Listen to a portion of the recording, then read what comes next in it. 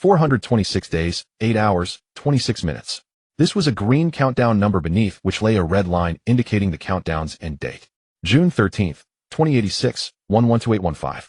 Command room of a secret base in Huasha. Commander Luo looked up at the countdown display on the wall. Time was ticking away and his heart began to grow. Must human civilization truly end on this day?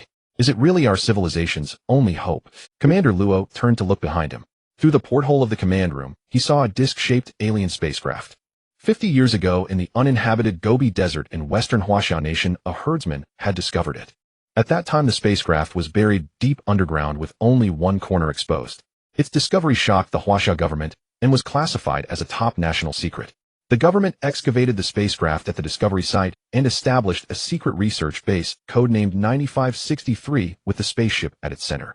The base gathered the nation's top scientists and researchers who launched secret studies of the alien spacecraft. After decades of research, not only could they not enter the interior of the spacecraft, but scientists couldn't even scratch the surface. The research made no progress and came to a halt.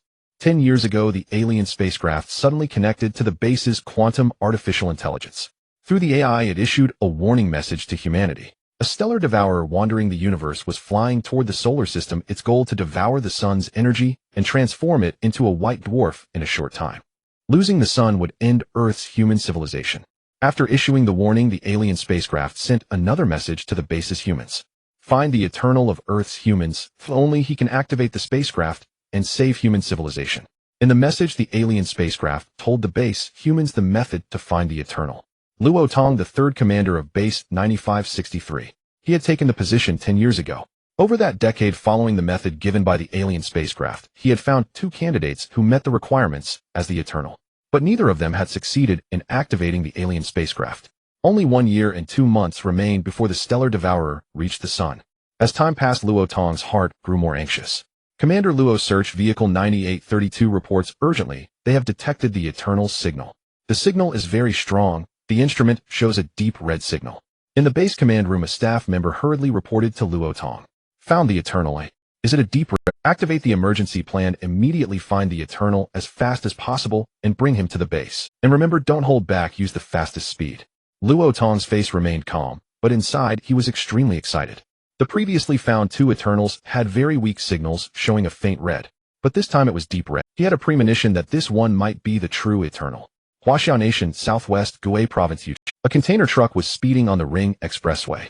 This was no ordinary truck. The container was filled not with cargo, but with various electronic devices. In front of these devices, several men in black were busy operating. I never thought we'd have such luck. Among the hundreds of thousands of search vehicles worldwide, we actually found the Eternal. This is a collective first-class merit. Our 6-person search team, everyone gets a share. Staring at the red dot on the display, the leader of Search Vehicle 9832 said excitedly to his team. Number 2, has the precise location of the signal been pinpointed? The team leader asked member number 2. Already pinpointed. The signal is at Yuqing Social Welfare Home, arriving in 15 minutes. Yuqing Social Welfare Home, chess and card recreation room. Oui, you come to the welfare home every New Year. Can't you celebrate outside for once? An elderly man playing mahjong said to the young man standing beside him. Director, why are you nagging again? The welfare home is my home. Where else would I go for New Year? The young Liu Hui director, Zhou nags for your own good. You're 25, already not bad looking. Can't you find a girlfriend and start a family outside? Only those without a family would treat a welfare home as their home. Always wanting to run to the welfare home and hang out with us old folks. How can that be right? On the mahjong table, an elderly woman grumbled. Granny Wang, you don't know how expensive housing is in the big city. I graduated high school and worked for 6 or 7 years, but all my savings can't even buy a toilet. Without a house, how many girls would be willing to be with me yet? Liu Hui replied helplessly. I thought you didn't know the importance of a house. You didn't go to college, your income isn't high, and most of what you save each year you donate to the welfare home. You can't keep going like this. You need to plan for your future. You have to learn to save money even if it's just for a down payment on a house. Granny Wang said with a tone of disappointment. This is my fault. Back then, Hugh's college entrance exam scores were so good. If the welfare home hadn't been short on funds, he wouldn't have secretly given up college and chosen to go out and work. Hearing Granny Wang's words, Director Zhou began to blame himself again. Old Zhou, you can't blame yourself for that. You've had it tough as director with such limited annual funding and donations, and so many people in the welfare home. How could you handle it all? You don't need to blame yourself anymore. It's all in the past, don't bring it up. Liu, we come over here, play a couple of rounds for me. I need to go to the bathroom. Don't let him win too easily. I know you feel sorry for Director Zhou. Oh, every time you play mahjong you deliberately lose to him. After comforting Director Zhou, Granny Wang stood up and said to Liu Hui, Granny Wang, go ahead. Playing mahjong for a couple of yuan. Could that lose your entire pension? Liu Hui smiled and sat down in Granny Wang's seat. Director, do you need to pong this too? Liu Hui had calculated the tile Director Zhou needed and was about to play it. Suddenly a bang interrupted him. The door of the recreation room was forcefully pushed open from outside. Liu Hui looked toward the door. 6 men in black burst into the recreation room, 4 of them carrying weapons. Holding weapons in peace, are they from national law enforcement? No way, playing mahjong for a couple of yuan during New Year shouldn't be considered illegal gambling. Liu Hui sensed something wrong, stood up intending to ask. He is the Eternal.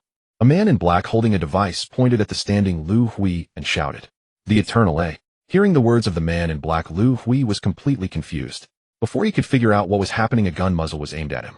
With a bang, Liu Hui felt something hit him. He looked down and saw a small syringe embedded in his chest. Damn it. Liu Hui cursed inwardly, wanting to pull out the syringe, but found himself powerless, having lost control of his body. His legs gave way and he collapsed to the ground. What are you doing? This is a social welfare home. I am the director. Bang, bang, bang. The dull sound of gunfire rang again. Liu Hui, lying on the ground, was already losing consciousness. The last sounds he heard were Director Zhou's shouts and the gunshots. No. 5 no. 6, quickly get the stretcher and carry the person to the vehicle. No. 3 no. 4, stand guard. No. 2, you stay and contact the local police to handle the aftermath. Remember not to attract too much attention. The search vehicle team leader quickly gave orders to his members. The men in black moved swiftly, and after a few minutes the truck departed from the social welfare home and headed towards the sports center plaza. Their 2 armed helicopters were waiting to rendezvous. Base 9563. Luo Tong was in the command center monitoring the progress of the situation. Commander Luo the Eternal has boarded the helicopter and is heading to the 386 military airport. Estimated arrival in 23 minutes. The Y-60 transport plane has taken off with 4 escort J-80 fighters in position heading to the base. Estimated arrival in 1 hour and 16 minutes. The command room staff reported to Luo Tong continuously. Have you found the Eternal's file? Luo Tong asked another staff member. Yes, here is the freshly printed. A staff member handed the document to Luo Tong. Liu Hui, born March 8, 2060, currently 25 years old, an orphan raised by Yuqing City Social Welfare Home. Took the college entrance exam at 18 with excellent scores, but after the exam he gave up school and went out to work. Employed at Shanghai Mining Import-Export Trading Company as a salesman. After reading Liu Hui's file, Luo Tong frowned. Apart from his college entrance exam scores, isn't everything else too ordinary? Luo Tong was somewhat surprised. Commander Luo, I just heard you found an Eternal. How is the situation? A voice came from behind Luo Tong. Academician Wang, you're here. Luo Tong turned and saw Academician Wang Kuan. Wang Kuan was the head of the Eternal Research Program at the base. The discovered Eternal is named Liu Hui. The search instrument showed a deep red signal. From the records, there's nothing particularly special. After speaking, Luo Tong handed the document to Academician Wang Kuan. Taking the document, Academician Wang carefully examined it. It is a bit unusual. There's nothing particularly special. After reading the document, Academician Wang said with some confusion. He had been researching the No. 1 and No. 2 Eternals for years. No. 1 Zhang Jisun was discovered by search vehicles 8 years ago. At that time he was already a researcher at a prestigious university and had published many influential scientific papers. He is now the youngest academician of the Academy of Sciences in Huaxia, participating in spacecraft research. No. 2. Huang Zihu was discovered 3 years ago, a soldier who had served 2 years in the military. However, he was no ordinary soldier. He had a renowned title, the Soldier King. In one exercise, he single-handedly eliminated an entire special forces company in the jungle with his bare hands. He is currently the captain of the base's special guard unit. Both No. 1 and No. 2 had remarkable qualities. In Academician Wang's view, an Eternal should not be an ordinary person. Could he have some hidden exceptional talent that hasn't been discovered? Holding Liu Hui's file, Academician Wang Kuan began to feel hopeful. In a room at the base, the unconscious Liu Hui was lying on the bed with Luo Tong and Academician Wang Kuan standing beside him. Commander Luo, hasn't he already been injected with the antidote? The anesthesia should wear off within 5 minutes, but it's been over 10 minutes. Why isn't he awake? Academician Wang asked anxiously. Wait a little longer, he should wake up soon. Luo Tong and Academician Wang stood by the bed waiting for Liu Hui to awaken. Meanwhile, Liu Hui was deep in his dream. I can't resist. What should I do? Do I really have to touch this sphere again? In the dream, Liu Hui was astonished. He hadn't had this dream in nearly 10 years. Ever since he could remember, he had been having the same dream. The same scene, the same sphere. Every time in the dream, he would uncontrollably touch the sphere. And every time the ending was the same. The moment he touched the sphere, Liu Hui's brain would be jolted awake by an unbearable stabbing pain. This time was no exception. In the dream, when he couldn't resist and touched the sphere with his hand, the familiar and terrifying stabbing pain jolted him awake. Liu Hui let out a low cry from the bed as he woke up. Upon waking, he saw two unfamiliar. After a brief moment of confusion, he recalled what happened before he lost consciousness. Who are you? Where is this? What happened? Liu Hui faced the two strangers and asked nervously. Don't be nervous. I am Commander Luo Tong of Base 9563. Luo Tong spent a considerable amount of time explaining the whole story in detail. An alien spaceship. The end of human civilization. I'm supposed to save humanity. After hearing Luo Tong's words, Liu Hui found it too absurd and unbelievable. I'm just an ordinary person. How do I know if what you're saying is true or false? Liu Hui felt that the other party was talking nonsense. This alien spaceship is in the base. After you see it, you'll know if I'm telling the truth. I have no reason to deceive you. Luo Tong explained. All right, take me to see it. At this point, Liu Hui didn't believe him, but decided to go along for now. Following Luo Tong to the center of the base, Liu Hui was stunned by the sight before him. A saucer-shaped spaceship about 150 meters in diameter and 30 meters tall appeared gleaming silver white. This is the alien spaceship discovered 50 years ago. We have studied it for decades, but have not found a way to. We are helpless against it. Standing beside Liu Hui, Luo Tong said helplessly, I didn't expect you were telling the truth. There really is an alien spaceship. Looking at the ship, Liu Hui went from disbelief to skepticism. Liu Hui, whether we can open the alien spaceship, all depends on you. Luo Tong said solemnly. You've studied it for decades and couldn't enter. What can I possibly do? Do you want me to stand in front of it and say open sesame? Still skeptical, Liu Hui felt that all of this was too unreal. He was just an ordinary person. Suddenly one day someone tells you that you can save human civilization, that you are the savior of humanity. Isn't that bullshit? We have a way to open the ship. You just need to touch this.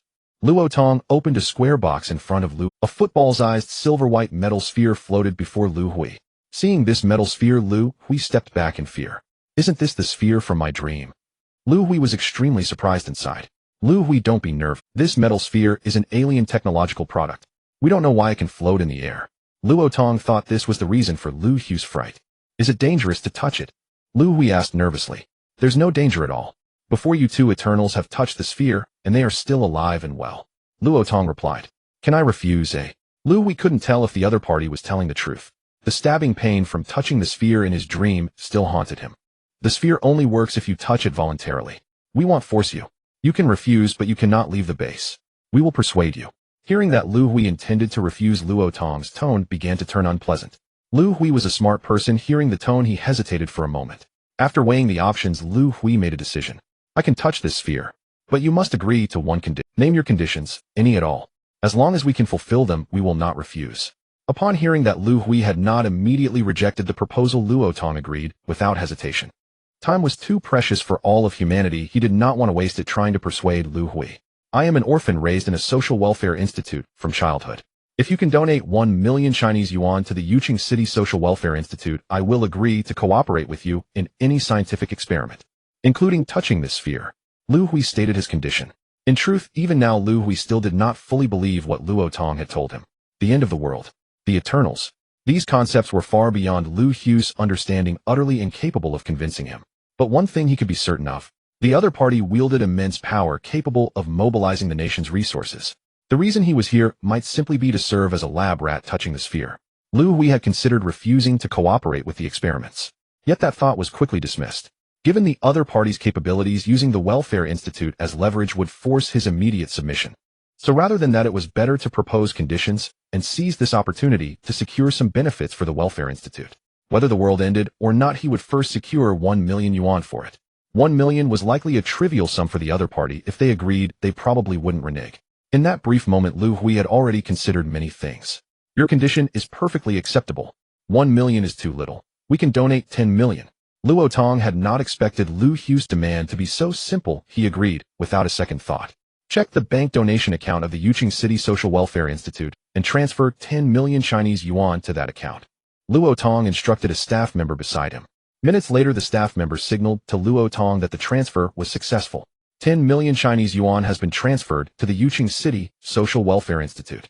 Do you have any other questions? Luo Tong said to Liu Hui. Give me my phone. I need to make a call to Liu Hui hadn't expected the other party to be so straightforward, transferring 10 million yuan on the spot. Had he asked for too little? All cell phone signals in the base are shielded. Only satellite phones can contact the outside world. Use my satellite phone. Luo Tong didn't waste words. He pulled out his satellite phone and handed it to Liu Hui. Taking the phone, Liu Hui dialed Dean Zhou at the Welfare Institute. Dean Zhou, it's Ahui. Ahui, what happened? The police said the state was urgently recruiting you. That's why they broke into the Welfare Institute.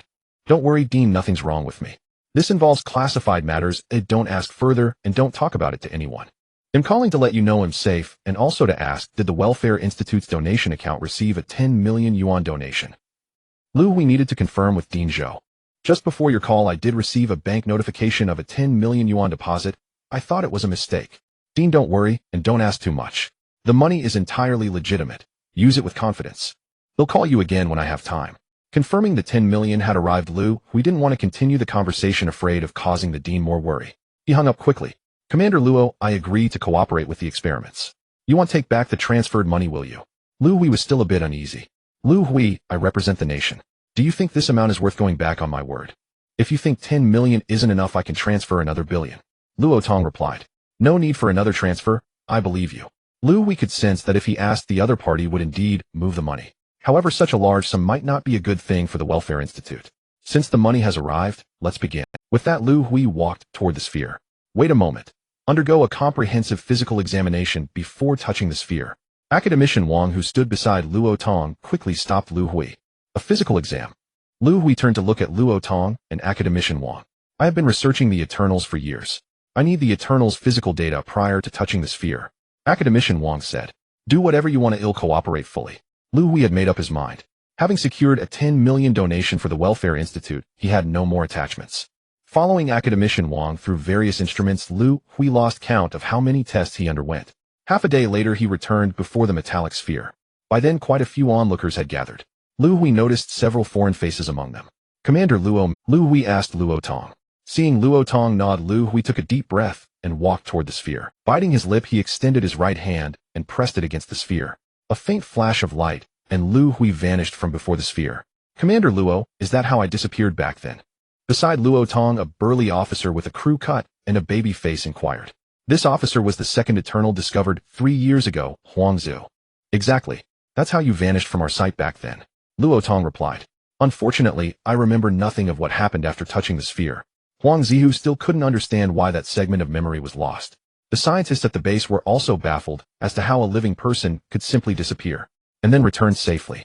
The moment Liu Hui touched the sphere, he was surprised. There was no sharp pain as he had. After a brief blurring of his vision, he found a woman standing before him. Black hair, yellow skin, dressed in a cheongsam, a classic oriental female. Who are you? Where am I? Liu Hui took in his surroundings. It was a small enclosed space, windowless and doorless, with no visible light source, yet it was very bright. The space was simple, only the woman before him and a long table behind her. The table looked like a control console with several button-like controls blinking, alternating red and green lights. And these lights Liu Hui could see through the woman's body. Is this woman a transparent being? Doubt and a trace of fear of the unknown arose in Liu Hui's heart.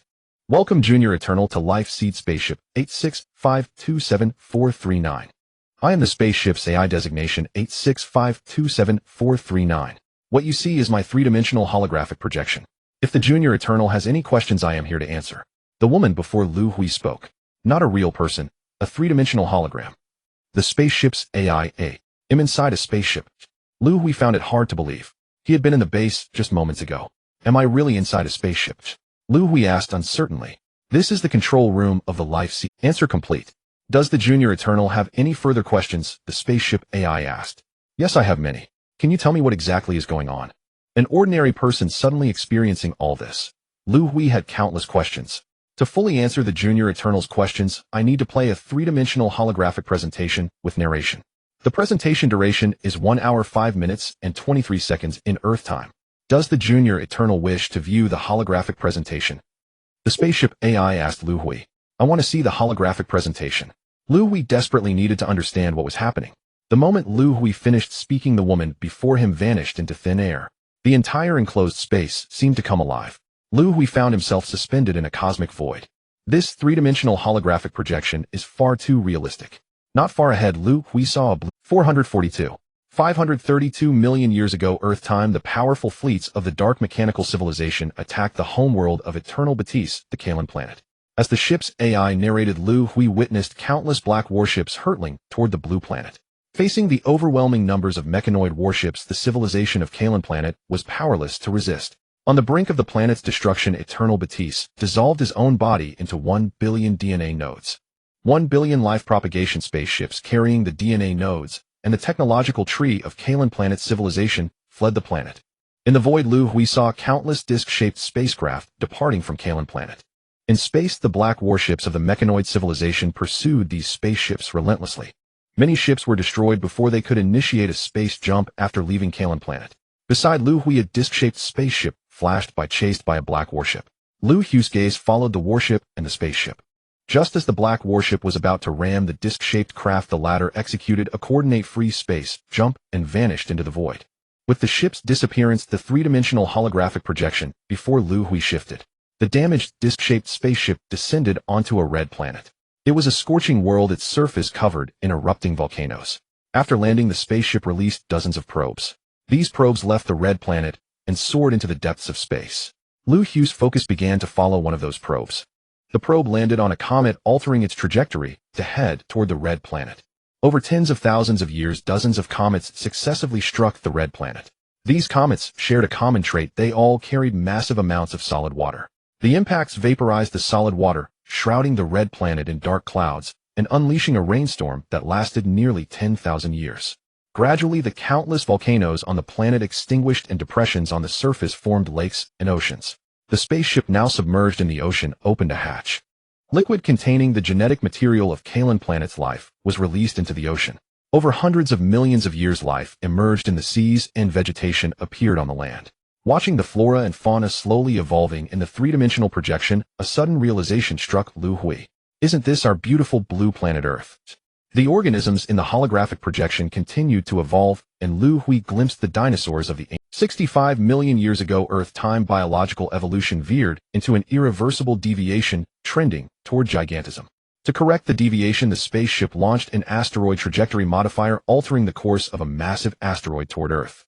As the ship's AI narrated, the three-dimensional hologram depicted a colossal asteroid hurtling toward Earth.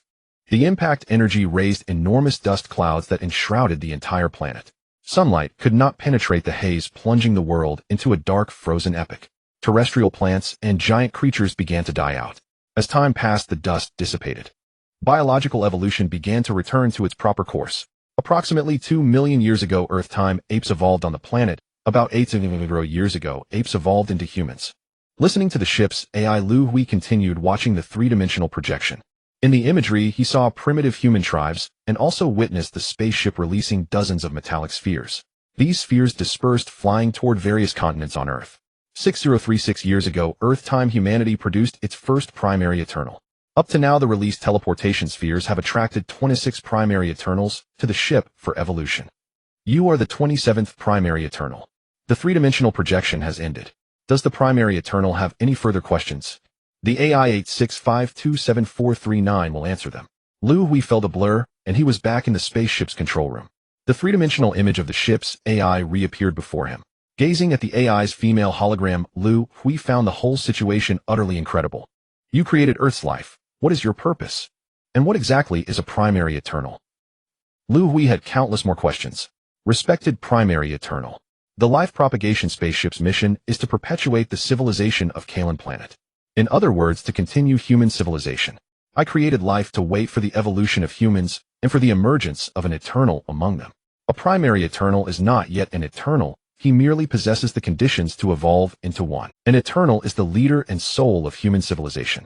His brainwave radiation can catalyze the evolution of scholars and guardians among humans.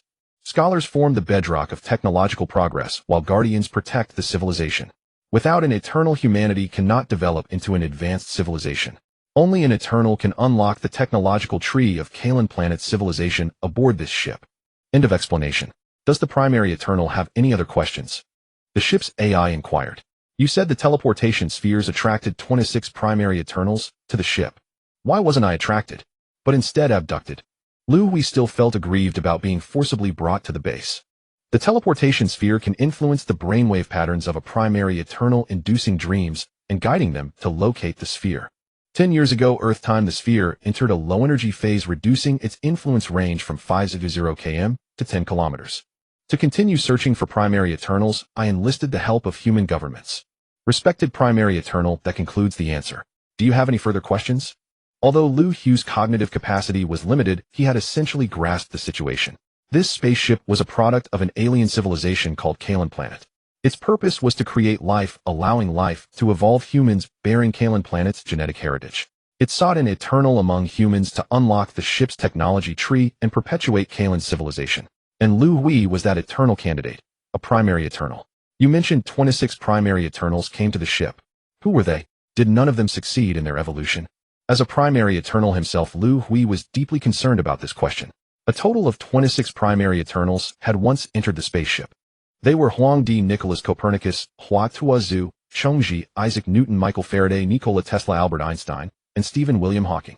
All 26 primary eternals failed in their evolution. Reply complete. Reply complete. Upon hearing these names, Liu Hui was greatly astonished. Although there were a few names he had never heard before, he recognized most of them. Huangdi, the founder of Chinese civilization. Hua Tuo, the towering figure of traditional Chinese medicine. Copernicus, astronomer and originator of the heliocentric theory. Newton, physicist, mathematician, and astronomer who established the fundamental system of mechanics. Tesla, Einstein, Hawking. These were all immensely renowned figures in history. Will I become like them in the future? Liu Hui suddenly wondered. Is it very difficult for a primary eternal to evolve into an eternal? Can you describe the process of evolution? Since all 26 had failed, Liu Hui was extremely curious. To evolve into an eternal, one must inject the DNA node of Batiste, the eternal from planet Kalan, aboard the spaceship. A fusion rate of over 80 for the DNA node indicates successful evolution. The evolution must be undertaken voluntarily by the primary eternal. The entire injection evolution process must involve no resistance. Reply complete. May I ask whether the primary eternal needs to undergo injection evolution? The spaceship's intelligent brain asked. Does injection evolution pose any fatal danger? Can I refuse? Since his life was at stake, Liu Hui had to be certain. Injection evolution is a voluntary action. Refusal or failure of evolution will not endanger. After refusal or failure of evolution, the primary eternal will be teleported back to the location of the teleportation sphere, and all memory of the spaceship will be erased. Reply complete. Distinguished primary eternal, do you agree to undergo injection evolution? The spaceship's intelligent brain asked again. I agree. Since there was no fatal risk and an opportunity to obtain the spaceship's technology tree, Liu Hui felt it would be foolish not to accept. Please enter the injector, primary eternal. As soon as the spaceship's intelligent brain finished speaking, a coffin-like recess suddenly emerged from the control room floor. Are you asking me to lie inside it? Looking at the coffin-like recess, Liu Hui hesitated and asked. Correct. Please enter the injector and lie down inside it, primary eternal. The recess was about 1 meter high. Liu Hui, who was 1.8 meters tall, had no trouble lying inside. As soon as he lay down, he was astonished to find himself floating within the recess. I wonder how the injection will be done. Will it be like getting a shot at the hospital? As Liu Hui was pondering, he suddenly noticed dozens of tentacles emerging from the recess. The tentacles pierced his body and head separately. Seeing this, Liu Hui was startled. Fortunately, there was no trace of pain. Instead, he felt an exhilarating sensation throughout his body. Not even a full spa, sauna, or massage could feel this comfortable. Liu Hui marveled inwardly. DNA node fusion progress 12, 24, 36, 51. Within his mind, Liu Hui could actually perceive the fusion progress. 62, 73, 79. When the progress reached 79, it suddenly stalled. What's going on? We're almost at 80. Just a little more. Could I be failing? As these thoughts ran through Liu Hui's mind, he suddenly sensed darkness before his eyes and entered a void. Congratulations, primary eternal evolution successful. The voice of the spaceship's intelligent brain sounded in Liu Hui's ear. The fusion evolution succeeded. Where is this? Looking at the surrounding darkness, Liu Hui asked. Eternal, this is your cerebroprimordial space. Beneath your feet lies your cerebroprimordial. Liu Hui glanced down at his feet. An excised pale golden sphere was floating beneath him. What is a cerebroprimordial? Liu Hui asked. Data missing, unable to answer the Eternal's question. May I ask, Eternal, whether you wish to continue evolution? Haven't I already evolved successfully? Can I evolve further? Liu Hui was puzzled. Eternals are divided into 3 levels. Level 1 Eternal Evolution Fusion Rate 8089. Level 2 Eternal Evolution Fusion Rate 9094.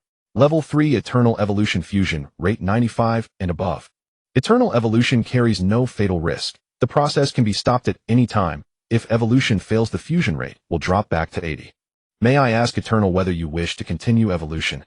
The information provided by the spaceship's intelligence was quite extensive, but Liu Hui still understood its meaning. The minimum evolution fusion rate for an Eternal is 80. Continuing evolution can increase the fusion rate. The process can be halted at any time, and the fusion rate at the moment of halt becomes the final rate. If evolution fails, the fusion rate drops back to 80. My current fusion rate is 80. Evolution carries no fatal risk. Even if I fail, it will be as if I never evolved. There's no reason to refuse such a beneficial and harmless opportunity. With that thought, Liu Hui no longer hesitated. I agree to continue evolution, Liu Hui replied. Please seize the right moment to halt the evolution, Eternal. Evolution will begin in 10 seconds. 9, 8, 7, 3, 2, 1. The countdown ended and evolution began. Liu Hui felt rather strange. He seemed to sense nothing. As he was thinking, he suddenly noticed that the cerebro-primordial beneath his feet was rapidly expanding. It expanded swiftly, taking only a few minutes to become a golden sphere about 2 meters in diameter. This feels terrible. Liu Hui sensed that the golden sphere was on the verge of exploding. Stop the evolution, Liu Hui shouted. He had realized that the evolution process was precisely the expansion of the cerebro-primordial. If it wasn't stopped now, it would explode. Evolution halted. Evolution fusion rate 99. 98. Congratulations, Eternal, you have evolved to level 3. Hearing the spaceship's intelligence, Liu Hui breathed a sigh of relief, and the impending sense of explosion dissipated. Staring at the enormous golden cerebro-primordial about 3 meters in diameter before him, Liu Hui was unsure what to do next. How do I leave this place? This space was pitch black with only the cerebro-primordial. Liu Hui didn't want to stay. Eternal, this is your cerebro-primordial space. You can open or close it with your mind. The spaceship's intelligent brain replied. Close cerebro-primordial space. Hearing the spaceship's intelligence, Liu Hui issued the closing command in his mind. The cerebro-primordial space before him vanished, and Liu Hui's consciousness returned to the injector reset. Lying in the groove, Liu Hui noticed that the tentacles embedded in him had vanished. He climbed out and checked his body, sensing no apparent change. 865274339. Congratulations on your evolution from a primary Eternal to an Eternal. Per the Ultimate Program Regulations, 865274339 will automatically upgrade to become the Eternal's exclusive AI. Upgrade in progress. Upgrade complete. 865274339 awaits the captain's orders. The voice of the spaceship's AI echoed in Liu Hui's ears. Captain, do you mean the spaceship is mine? Suddenly addressed as Captain, Liu Hui sought confirmation. Correct. 865274339 no longer possesses autonomy and will only follow the captain's commands. Everything aboard this ship, including myself, is the captain's private property. The AI replied. This alien spaceship has become my private property. At this thought, Liu Hui felt a surge of excitement. Can you change your name? Hearing the AI's name was a string of numbers, Liu Hui found it jarring and unfamiliar. Please give 865274339 a new name, Captain. The AI responded. Liu Hui pondered. Earth's life was created by this AI. In ancient Chinese mythology, there was a legend of Nuwa creating humanity. Why not call it Nuwa? From now on, you shall be called Nuwa, Liu Hui declared. 865274339 is officially renamed Nuwa. Any further orders, Captain? Nuwa inquired. I've evolved into an Eternal, but why do I feel no change in my body? Is there no difference between an Eternal and an ordinary person? Liu Hui again sensed his body, truly perceiving no transformation. Captain, ordinary humans and Eternals are vastly different. An ordinary human's brain domain development is approximately 10, with a body level of 0. 3. An Eternal's brain domain development is at least 80, with a minimum body level of 4. Captain, your current brain domain development is 52, with a development potential of 99. 98, your body level is 4, with a maximum potential of level 9. Nuwa answered. Nuwa, does an increase in brain domain development make one smarter? Why can't I sense it? Liu Hui truly felt no difference. Captain, intelligence is not closely related to brain domain development. The higher the brain domain development, the stronger the ability to learn knowledge. Nuwa explained. Nuwa, what does a body level of 4 entail? I still don't feel any change in my body. Liu Hui remained puzzled. Captain, the standard for a human body level of 4 includes neural reaction speed, super instantaneous hardening of cells, node concentration in the blood. Nuwa, wait, can you explain it in simpler terms? Hearing many unfamiliar terms, Liu Hui was utterly confused and interrupted Nuwa. Captain, with a body level of 4, ordinary weapons on Earth cannot harm you, including guns and cannons. Only nuclear weapons can threaten your life. Nuwa rephrased. Impossible, the human body is flesh. Can bullets really not penetrate it? Hearing this, Liu Hui touched his body, finding it incredible. Nuwa is your exclusive AI and will not deceive you. Nuwa replied. Alright, I won't dwell on this. He'll understand in time. With that thought, Liu Hui stopped pondering. He surveyed the spaceship's control room, which was not large, about 20-odd square meters. This spaceship had a diameter of over 150 meters. There must be other areas besides the control room. Are there other parts of this spaceship? I'd like to tour the ship. As the captain, Liu Hui was eager to learn more. Captain, the life propagation spaceship has 14 compartments besides the control room. Please follow me for the tour. As Nuwa spoke, a hatch suddenly opened on the control room wall. Nuwa stepped in first, with Liu Hui closely behind. Upon entering, he saw several long rows of shelves resembling library bookshelves. The shelves were filled with long cylindrical rods emitting a green glow. This is compartment 1, the tech bay. The green glowing rods are tech tree storage rods containing the scientific knowledge of the Kalan civilization. Nuwa explained. Let's move to the next compartment. Liu Hui found nothing else here but shelves and rods. Captain, this is compartment 2, also a tech bay.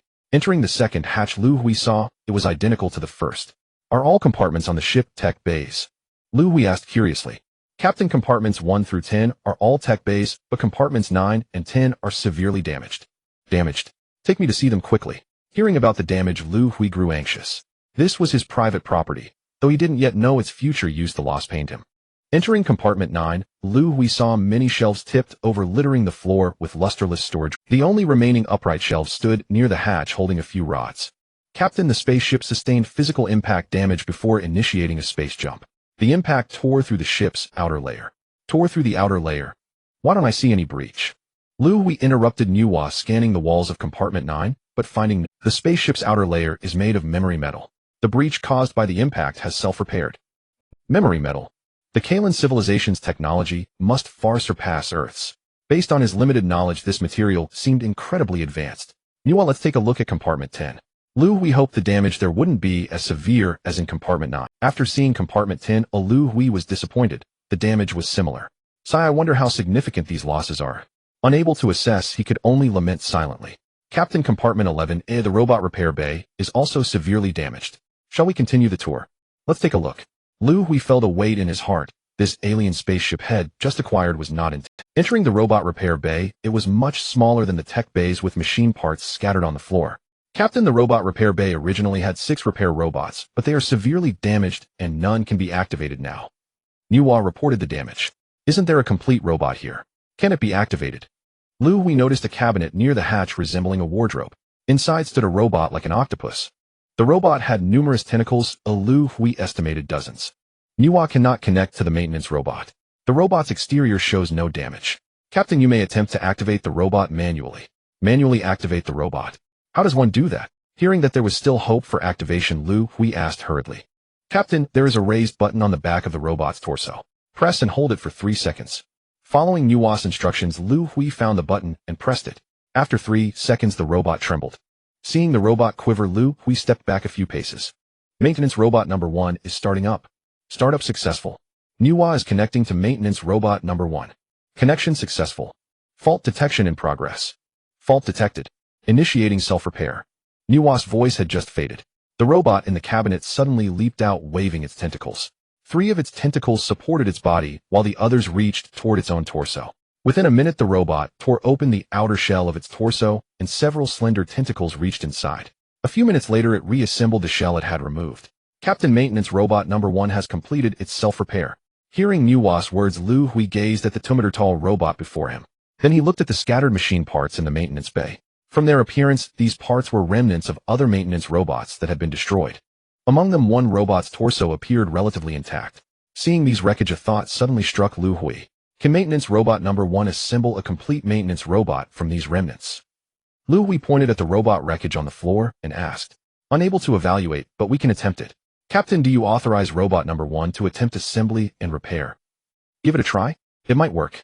As soon as Liu Hui finished speaking, robot number 1 moved swiftly. It darted back and forth among the wreckage, quickly gathering numerous robot components. Once the collection was complete, robot number 1 began the assembly and repair work. Nuwa, let's go check out Bay. Seeing that the maintenance robot would not yield results anytime soon, Liu Hui did not want to waste time standing there. Captain, this is Bay 12, the life propagation bay. Following Nuwa, Liu Hui arrived at Bay 12. Why is it empty? Liu Hui found nothing inside. Captain Bay 12 originally contained the life gene fluids of the Kalan planet. These fluids have been discharged into the ocean. Since it's empty, let's check out Bay 13. Liu Hui followed Niuhua to Bay 13. Captain Bay 13 is the ship's aerospace vehicle bay. It contains 10 early warning aircraft and 30 asteroid trajectory modifiers. 8 of the early warning aircraft have been launched, 2 remain. 25 asteroid trajectory modifiers have been used, 5 remain. Niuhua briefed Liu Hui on the status of Bay 13. Early warning aircraft. Are they for defense against the dark mechanical civilization? Liu Hui recalled the mechanical civilization that had pursued the spacecraft. Captain, early warning aircraft cannot defend against the dark mechanical civilization. Their primary function is to warn of potential cosmic disasters that might threaten the solar system. Niuhua has deployed 8 early warning aircraft around the solar system. If a controllable cosmic disaster is detected, Niuhua can take preemptive measures. Niuhua explained the purpose of launching the early warning aircraft. Is the last bay, Bay 14, the weapon bay? Whether it was the asteroid trajectory modifiers or the early warning aircraft, neither was of great importance to Liu Hui. What concerned him most was the spacecraft's weapon system. Captain, this is a life propagation vessel, not a warship. It has no attack system, only a 3rd level. Hearing there were no weapons, Liu Hui felt disappointed. Doesn't the ship have an energy shield? Then why were 2 tech bays destroyed? Isn't that shield effective? Liu Hui asked curiously. Captain, the energy shield can only defend against energy attacks, not physical impacts. Niuhua explained. Hearing her explanation, Liu Hui recalled that Niuhua had mentioned the tech bays were damaged due to a collision with a dark mechanical civilization warship. No weapon bay. Then what is Bay 14? After leaving Bay 13 and returning to the control room, Liu Hui asked out of curiosity. Captain, Bay 14 is the ship's power bay. Would you like to continue the tour? Power bays. Let's take. Liu Hui was curious about what an alien spacecraft's engine looked like. Please follow me, Captain. As Niuhua's voice faded, a descending staircase suddenly appeared on the floor of the control room. Following Niuhua down the stairs, Liu Hui arrived at a vast disc-shaped space. The walls were lined with transparent cubes, each about the size of a basketball, and in the center floated a black sphere roughly 1 meter in diameter. What are these cubes? Is that black sphere the ship's engine? Liu Hui asked curiously. Captain, in Earth terms, the place you're standing is the interior space of the engine. The black sphere you mentioned is a crucial component of the ship's power system, the gravitational wave sphere. It generates powerful reverse gravitational waves. The surrounding cubes are the ship's energy blocks. The transparent ones are depleted. Listening to Niuhua's explanation, Liu Hui observed the energy blocks around him. Among the hundreds of energy blocks, only a dozen were black, while the rest were entirely transparent. Is this spacecraft running low on energy? Liu Hui interrupted Niuhua as this issue was too critical for him. Captain, the ship's energy is currently at 63, and it is about to enter a low-energy phase. Please prepare to replace the energy blocks or inject new energy for the ship. Replace energy blocks. Does Earth have such things? Liu Hui asked. The energy blocks used by the ship come in 3 grades. Planetary-grade energy blocks can be harvested from a planet's core. Stellar-grade energy blocks can be harvested from a star's core. Black hole-grade energy blocks. Wait, stop right there. Liu Hui interrupted Niuhua.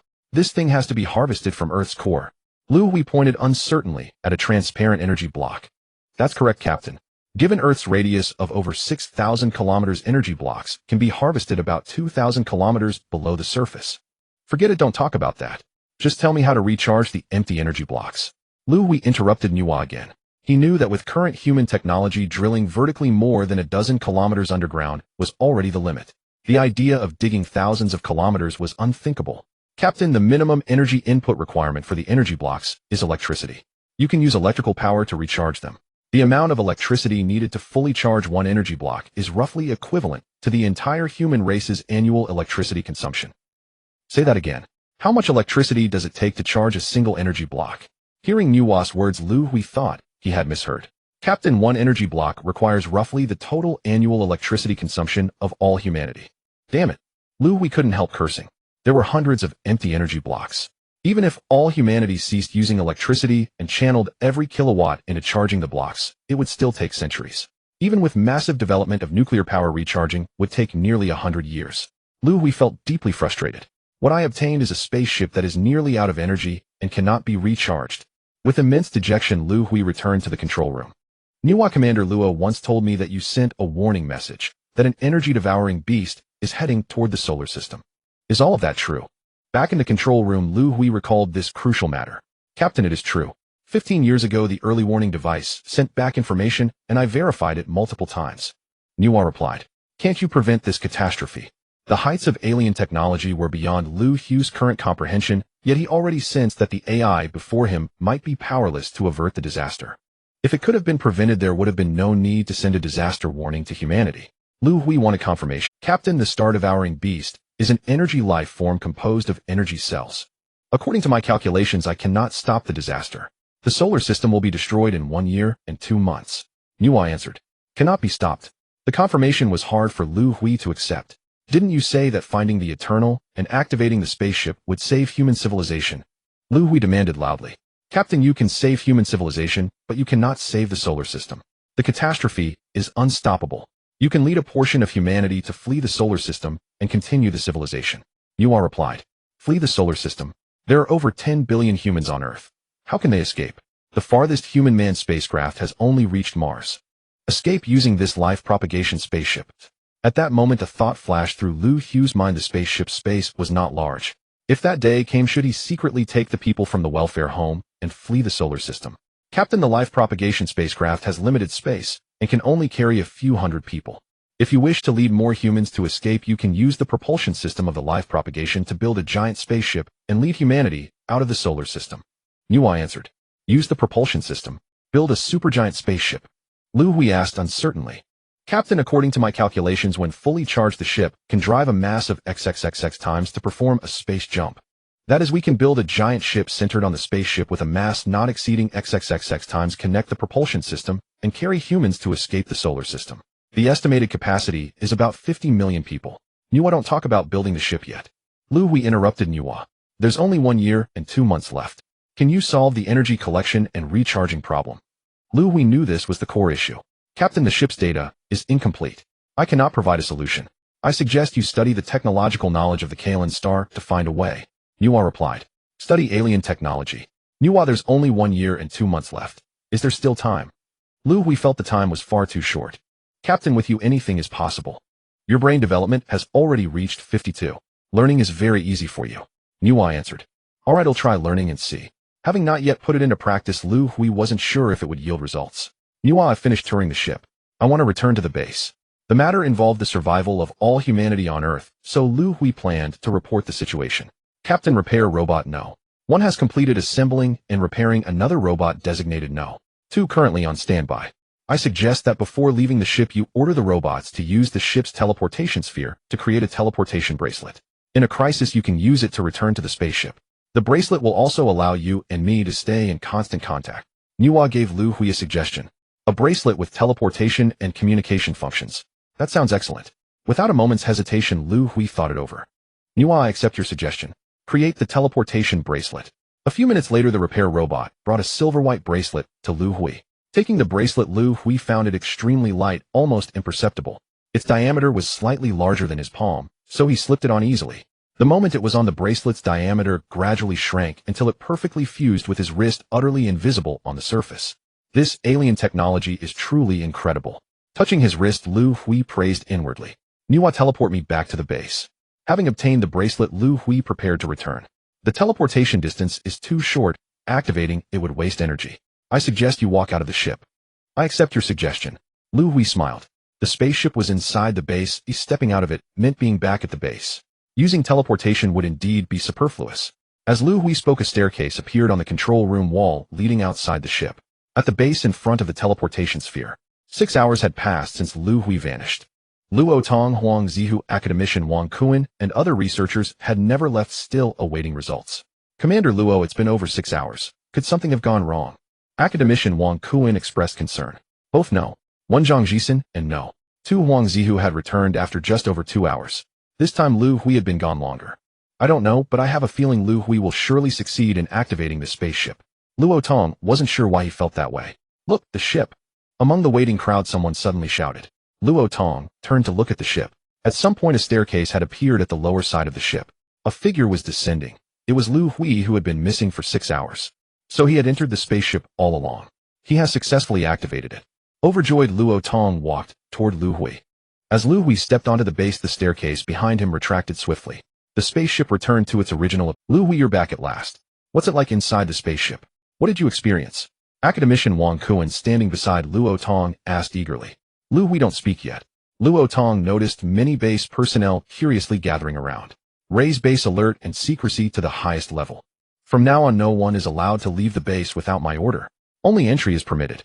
Summon department heads to the conference room for a meeting. Luo Tong decisively instructed his assistant. The matter was too critical. Not everyone at the base was entitled to know. Base meeting room. Liu Hui, let me introduce you. This is Mr. Qian, the head of the Chinese Academy of Sciences, who will oversee the research work at the base. This is Zhang Jisun, the Academy's youngest academician and the first Eternal discovered by the search vehicle. This is Huang Ziyu, captain of the base's Special Guard Brigade and the second Eternal found by the search vehicle. This is Jax, the representative of the Western Alliance responsible for communication with the West. This is... In the meeting room, Luo Tong introduced the key personnel of the base to Liu Hui. Commander Luo, the alien spacecraft, and the base are both in our country. Why let the Western Alliance meddle? After Luo Tong finished introducing everyone, Liu Hui quietly asked him. The nations on Earth were divided into Eastern and Western alliances, perpetually at odds, locked in competition and conflict. Matters concerning an alien spaceship should not have brought them together. There's no choice. To find the Eternals, the search vehicles had to conduct a global search. Without Western support, we couldn't achieve this. Moreover, the crisis concerns the survival of all humanity. Thus, we had to cooperate and let them participate. Luo Tong replied in a low voice. I see. Liu Hui nodded to himself. Go to the main seat and tell us about your experience after entering the spacecraft today. Luo Tong said to Liu Hui. Hearing this, Liu Hui unceremoniously took the main seat at the conference table. That concludes my experience aboard the alien spacecraft. It took nearly an hour for Liu Hui to recount his journey on the spacecraft. Of course, he did not reveal everything without reservation. He concealed information about the Eternals, the teleportation bracelet on his wrist, and more. He kept a contingency plan for himself. I never imagined that life on Earth was created by this alien spacecraft. The spacecraft contains the technological tree of an alien civilization. The alien AI only obeys Liu Hui's commands. The destruction of the solar system is inevitable. Our only option is to flee the solar system. After hearing Liu Hui's account, those in the meeting room began to discuss. Liu Hui is the AI truly incapable of preventing the solar crisis. Luo Tong looked at Liu Hui in the main seat, seeking confirmation. Commander Luo, I have confirmed with the alien AI multiple times. It cannot avert the disaster. What we need to do now is to gather the world's top scientists as quickly as possible to study the alien technology and find a way to resolve the crisis and escape the solar system. Liu Hui's thinking still adhered to the idea that many hands make light work. He did not intend to act alone, or perhaps human scientists studying the alien technology together could solve the problem faster. Time is short, and the matter is of grave importance. I need to report to my superiors. Everyone present, your security clearance is of the highest level. You know what to do. Jax, as the representative of the Western Alliance, ensure confidentiality in your reports. Your side must not take any superfluous actions. In this time of crisis for human civilization, what we need between East and West is cooperation, not confrontation. After confirming the inevitability of the crisis, Commander Luo spoke loudly at the meeting. Luo, rest assured. Although our alliances have been in constant competition and conflict, I understand the gravity of the situation. However, the crisis might not be as dire as imagined. In 3 days, the over 100 nuclear warheads we jointly launched 2 years ago will reach their designated attack positions. The Devourer Beast may not withstand such a barrage. What? You plan to attack the Devourer Beast with nuclear warheads? What is going on? Hearing Jack's words, Liu Hui quickly interrupted him. Liu Hui, after we received the crisis warning from the alien spacecraft, we launched probes based on the coordinates provided, followed by 3 nuclear warheads. After the probes confirmed the existence of the Devourer Beast, we attacked it with nuclear warheads. Perhaps the warheads were too few and their yield too low. The attack was ineffective. After the Western Alliance joined the base, we decided not to wait idly. So we jointly launched 100 nuclear warheads to attack the Devourer Beast. Luo Tong explained the situation to Liu Hui. The spacecraft has some data on the Devourer Beast which I learned through the AI. The Devourer Beast is an energy-based life form composed of energy cells. Nuclear attacks cannot harm it. It might even backfire, increasing its speed. Liu Hui shared the information he had obtained. What you've said is very important. I will report it accurately. Whether to proceed with the attack will be decided later. This meeting is adjourned. Commander Luo announced loudly. Huang Zihu, Liu Hui, stay behind. After the remaining personnel had left the meeting room, Luo Tong looked at Huang Zihu. Huang Zihu, I order you to reorganize the Special Guard Brigade into 4 squads, providing round-the-clock protection for Liu Hui. The security level is to be the highest. Remember this, even if everyone in the base perishes, not a single hair on Liu Hui's head may be harmed. Without needing reminders, Luo Tong understood how crucial Liu Hui was to the nation and humanity at this moment. Understood. Mission guaranteed. Chief, this is your resting room. Someone will be at the door, 247. If you need anything, just tell them. Huang Zihu led Liu Hui to a room and spoke respectfully. Change how you address me. Don't call me Chief, but feel strange. You can call me by my name or Mr. Liu. Liu Hui was originally an ordinary person unaccustomed to such military titles. Alright, I'll call you Mr. Liu from now on. Huang Zihu was not inflexible. Captain Huang, did you know me before? In the room, Liu Hui suddenly asked Huang Zihu. Mr. Liu, before today, I had never seen you, nor— Why do you ask? Do you know me from somewhere? Huang Zihu countered. It's nothing really. You just give me a very special feeling. Being with you, there's an inexplicable sense of familiarity. It feels like brotherhood or kinship. Liu Hui expressed his feelings. He didn't know why he felt this way. Was it because the other had a baby face? Mr. Liu, I actually feel the same. It's strange. We've never met before, we don't know each other, so why do we feel this? Could it be because we were both chosen by the alien spacecraft? Huang Ziyu said, puzzled. I'm not sure if that's the reason. Liu Hui smiled. Captain Huang, you can go back now. A lot has happened today. I'm a bit tired and want to rest. Having experienced so much in a single day, Liu Hui was indeed physically and mentally exhausted. Alright, Mr. Liu, I won't disturb your rest. Huang Zihu turned and left Liu Hui's room. Perhaps due to extreme exhaustion, Liu Hui slept soundly that night. Had it not been for the urgent knocking at his door, he might have slept on indefinitely. Academician Wang, what urgent matter brings you here so early in the morning? Upon opening the door, Liu Hui saw Academician Wang Kuan standing outside. Mr. Liu, I wish to conduct a comprehensive physical examination for you, as soon as possible. Wang had a feeling that Liu Hui's body must have undergone certain changes after he had managed to activate the spaceship and gain its recognition. To verify his intuition, the impatient academician knocked on Liu Hui's door early in the morning. Academician Wang, please wait a moment. After I wash up and have breakfast, I'll go with you for the checkup. Liu Hui did not refuse, as this was something he had previously agreed to. The physical examination involved numerous items, so many that Liu Hui grew somewhat impatient and distracted. What's going on here? The distracted Liu Hui heard a nurse exclaim in surprise. What's wrong, nurse? Liu Hui was unaware of what had happened. Mr. Liu, I need to draw your blood. But this needle, I just can't seem to pierce your skin. The nurse said with a hint of grievance. It's fine, try again. Liu Hui smiled. He knew this was an involuntary self-defense reaction from his evolved body. Nua's words were true, his current body was likely impervious even to bullets. After Liu Hui consciously controlled his body, the nurse successfully inserted the needle. How strange. I tried so many times just now and couldn't get it in even once, the nurse murmured. Hearing the nurse's words, Liu Hui remained silent with a smile. After half a day, Liu Hui finally completed all the physical examinations. With nothing else to do, he could only return to his room. Back in his room, Liu Hui noticed a computer. Nua, can you connect to this computer? Through the wristband, Liu Hui could communicate with Nua telepathically at any time. Captain, I can connect to any computer on the internet. To me, these computers are merely my data repositories, Nua replied. Then transfer the foundational knowledge of the Kalen Star's technological tree to this computer. I want to study it. Liu Hui intended to try and see if he could learn the basic technology of the Kalen Star. Captain, please wait a moment. I will translate the basic knowledge into Chinese. A few seconds later, Liu Hui, seated before the computer, saw the alien technological fundamentals transmitted by Nua. There were dozens of subjects such as cosmic elementary mathematics, foundational materials science, gravitational wave physics, cosmic elementary chemistry, cosmic elementary energetics, and fundamental space science, leaving Liu Hui uncertain which one to choose. Let me start with mathematics. Liu Hui had excelled in mathematics during high school, scoring 146 out of 150 on the college entrance exam. So he chose cosmic elementary mathematics first. Opening the mathematical materials on the computer, Liu Hui began to read intently. I can't understand it.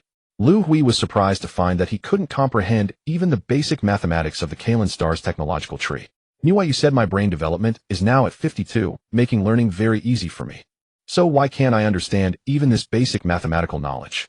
Liu Hui asked, puzzled. Captain, to learn the fundamental mathematics of the Kalen Star, you must first master the existing mathematical knowledge on Earth. Alright, then help me gather university-level mathematics materials. Having only a high school education, Liu Hui had to start learning from university mathematics. Is university mathematics really this simple? Is 52 brain development this incredible? Liu Hui flipped through the computer materials in seconds, possessing a photographic memory. It took him only a little over 2 hours to finish studying the entire university mathematics curriculum. Spending just over an hour more, he had already mastered the more specialized mathematical knowledge on Earth. At this point, he reopened cosmic elementary mathematics. This time he could gradually understand it. Although his learning pace was not very fast, he was no longer completely in the dark. The new mathematical knowledge ignited Liu Hui's desire to learn, and he soon became deeply engrossed in his studies. For 3 consecutive days, for some unknown reason, no one in the base disturbed him. Apart from eating and sleeping, Liu Hui remained immersed in learning. He had studied all the most advanced knowledge of mathematics, physics, and chemistry on Earth. Although he hadn't yet finished learning the basics of the alien technological tree, he believed it would only take a few more days to master them thoroughly. Mr. Liu, Commander Luo asked you to come to the base command center. Liu Hui, absorbed in his studies, was interrupted by Huang Zihu, who had rushed in urgently. What's the matter that I need to go to the command center? Having been left alone for days, Liu Hui was curious about this. Mr. Liu, today is the day for the nuclear strike on the Devourer star. Huang Zihu replied. Didn't I say the attack would be ineffective and might even backfire? Are they trying to take a gamble? Liu Hui said somewhat angrily. Mr. Luo, never mind, this isn't something you can decide. Come on, let's go to the command center and see. Liu Hui felt a bit frustrated. It seemed his warnings had not been taken seriously. Base command center. Luo, our respective delegations have been negotiating for 3 days. Don't you think you've gone too far? This alien spaceship is a treasure for all of humanity. Not all decisions can be made solely by your Eastern Bloc. Jakes, you say we're excessive, but aren't your Western demands equally excessive? You actually demand to send an entire armored division to protect the base. I think protection is just a pretext. Your real goal is to control the base. Don't forget, this is China, not some small country in the Middle East. In the command center, Luo Tong and the Western Bloc's representative Jakes were engaged in a heated argument. Luo, let's stop arguing. There's no point in continuing. We're not politicians. The outcome of their discussions in the conference room is beyond our influence. 3 days ago, Luo Tong and Jakes had each reported the latest developments at the base to their respective heads of state. The solar system crisis, especially the alien technological tree aboard the spaceship, had drawn high-level attention from both blocs. Since the spaceship and the base were located in China, part of the Eastern Bloc, the Western Bloc, led by the United States, feared that China would monopolize the alien technology. They dispatched high-ranking government officials to China for negotiations. The negotiations took place in the base's conference room. After 3 days of talks, the only consensus reached by both sides was to launch a nuclear attack against the stellar devourer. Although Liu Hui had warned that an attack would be ineffective, nuclear weapons were the most powerful weapons on Earth. With the alien AI unable to prevent the catastrophe, they decided to try regardless, and if the attack failed, they would seek other solutions. Today was the day for the nuclear strike, and Luo Tong and Jakes were to command and oversee the attack on behalf of their respective blocs. The representatives of the Eastern and Western blocs were still in the conference room, continuing their negotiations. Meanwhile, Liu Hui, due to his knowledge of the Devourer, had been summoned to the command center by Luo Tong. Commander Luo, didn't I already tell you last time? Nuclear strikes have no effect on the devouring beast. Attacking might accelerate its flight speed. Upon entering the command center and seeing Luo Tong, Liu Hui demanded. Liu Hui, the decision to attack is not mine to make. Nuclear weapons are the most powerful arms on Earth. Leaders from East and West have deliberated and unanimously agreed to launch the attack. They want to give it a try. In response to Liu Hui's interrogation, Luo Tong explained. Since you've already decided to attack, why summon me here? His warning dismissed, Liu Hui was deeply displeased. You once said that if the attack fails, it might accelerate the devouring beast's speed. We need to know, will the consequences be severe? Luo Tong voiced his concern. If the consequences were grave, he would consider defying orders to halt the strike. The consequences aren't too severe. The total energy from 10,000 nuclear warheads exploding is but a drizzle for the devouring beast. According to the extraterrestrial intelligence's calculations, after absorbing the energy from the nuclear explosions, the devouring beast's arrival at the sun will be advanced by exactly 56 minutes and 23 seconds. This was the result Liu Hui had just obtained from Nuwa after contacting her. Hearing Liu Hui's words, Luo Tong turned to look at Jekasi in the command center. Luo, you're the commander. Prepare to issue the attack order. The consequences of failure were acceptable. Jekasi, being a Westerner who championed absolute force, still harbored illusions about the nuclear strike. All departments stand by. Check equipment for normal operation. Luo Tong began issuing command. Quantum communication transmitter normal. Monitoring equipment normal. All nuclear missiles flying normally. Quantum signal receiver normal. Surveillance display normal. The staff responded one by one. On the wall facing the command center hung a massive display screen, which now showed a live feed of the devouring beast flying through space. The footage was captured by 3 quantum surveillance cameras launched by China. The stellar devouring beast had reached the outskirts of the solar system over a decade ago. However, its movement was extremely sluggish, almost at a snail's pace by cosmic standards. It was now positioned near Saturn's orbit. At its current speed, the devouring beast would take 1 year and 2 months to reach the sun's surface. It was precisely because it was near Saturn's orbit that humanity had been able to launch nuclear missiles against it 2 years ago. Liu Hui looked up. So this is the stellar devouring beast. On the massive screen appeared a creature resembling a jellyfish. Diameter 162532 km. Length 213235 km. Speed. In the upper right corner of the screen were the beast's statistics. This thing is even larger than Jupiter. Liu Hui was taken aback. Nuwa, the sun's volume, is over 1,000 times that of the devouring beast. So how does the devouring beast absorb the sun's energy? Curious, Liu Hui mentally asked Nuwa. Captain, the devouring beast is composed of energy cells. It has a property, immunity to gravitational effects, and its cells can arrange freely. When it approaches the sun, the rearranged energy cells transform into a vast energy absorption net that envelopes the sun. Nuwa explained the process by which the devouring beast absorbs solar energy. According to records from the Kalan planet, the stellar devouring beast may be a creature created by the dark mechanical civilization or a fifth-level intelligent civilization for energy harvesting. A creature created by a fifth-level civilization. Nuwa, how are cosmic civilizations classified? Intrigued by the level divisions, Liu Hui asked. Civilization levels are based on energy harvesting and utilization. A civilization capable of harvesting and utilizing planetary-level energy blocks is classified as Level 1. Stellar level as Level 2. Black hole level as Level 3. White hole level as Level 4. Level 5 and above. No such records exist in Kalan's technological database. Nuwa replied. What level is Earth's civilization currently? Upon hearing the classification, Liu Hui asked with curiosity. Given humanity's current energy harvesting and utilization, the civilization level is only 0.75. Hearing this, Liu Hui was not surprised. Even harvesting planetary-level energy blocks had already stymied humanity. To reach Level 1, humanity would need continuous technological breakthroughs, at least several centuries. Commander Luo, all equipment and data are normal. Shall we launch the attack? A few minutes later, the operator in charge of the attack keys loudly requested Luo Tong's approval. The loud voice snapped Liu Hui out of his thoughts, and he turned his gaze to Luo Tong in the command center. Attack! Luo Tong issued the attack order. The operator pressed the nuclear attack button. 10,000 nuclear missiles began accelerating toward the devouring beast. 8 minutes later, the first missile struck the beast. Over the next 5 minutes, all 100 missiles impacted the beast in succession. Liu Hui watched the attack unfold on the screen. Tiny sparks exploded continuously across the beast's surface. The energy from the explosions was absorbed with visible speed by the devouring beast. After 5 minutes, calm returned. The devouring beast appeared entirely undamaged.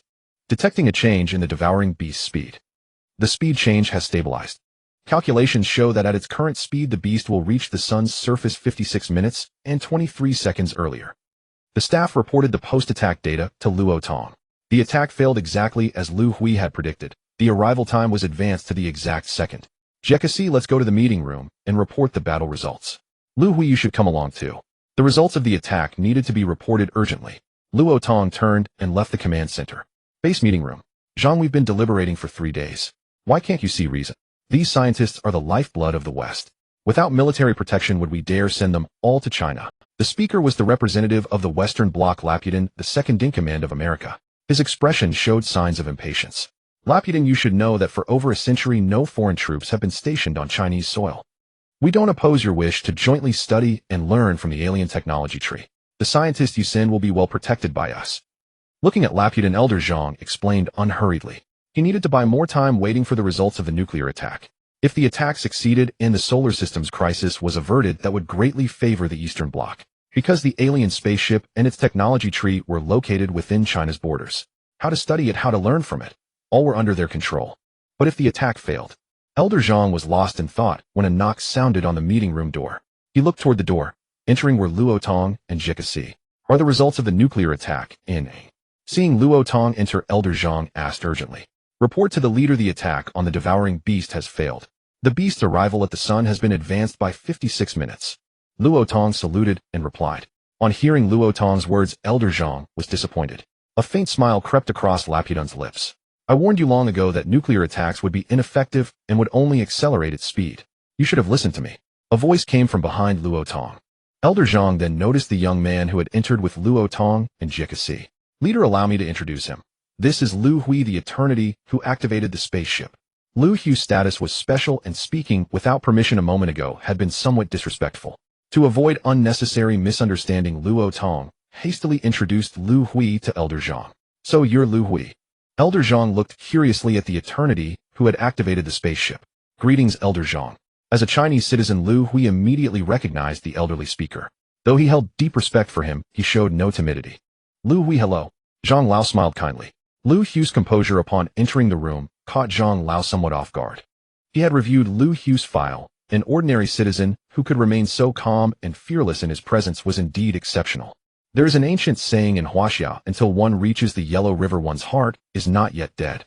Nuclear weapons are the most powerful arms humanity possesses. If we do not try. Liu Hui's words carried a tone of reproach, and Zhang Lao offered an explanation. Luotong, Liu Hui, please sit down. Do you need an introduction? Oh. Zhang Lao glanced at Raplan in the meeting room and asked Liu Hui. No need, Zhang Lao. Raplan, the second-in-command of the United States. I've seen him on television. Wherever there is conflict in the world, he is there. Seating himself, Liu Hui's tone was disdainful. Growing up in Huaxia, he harbored little fondness for the Western Bloc. Let us continue the meeting. Zhang Lao turned his gaze to Raplan.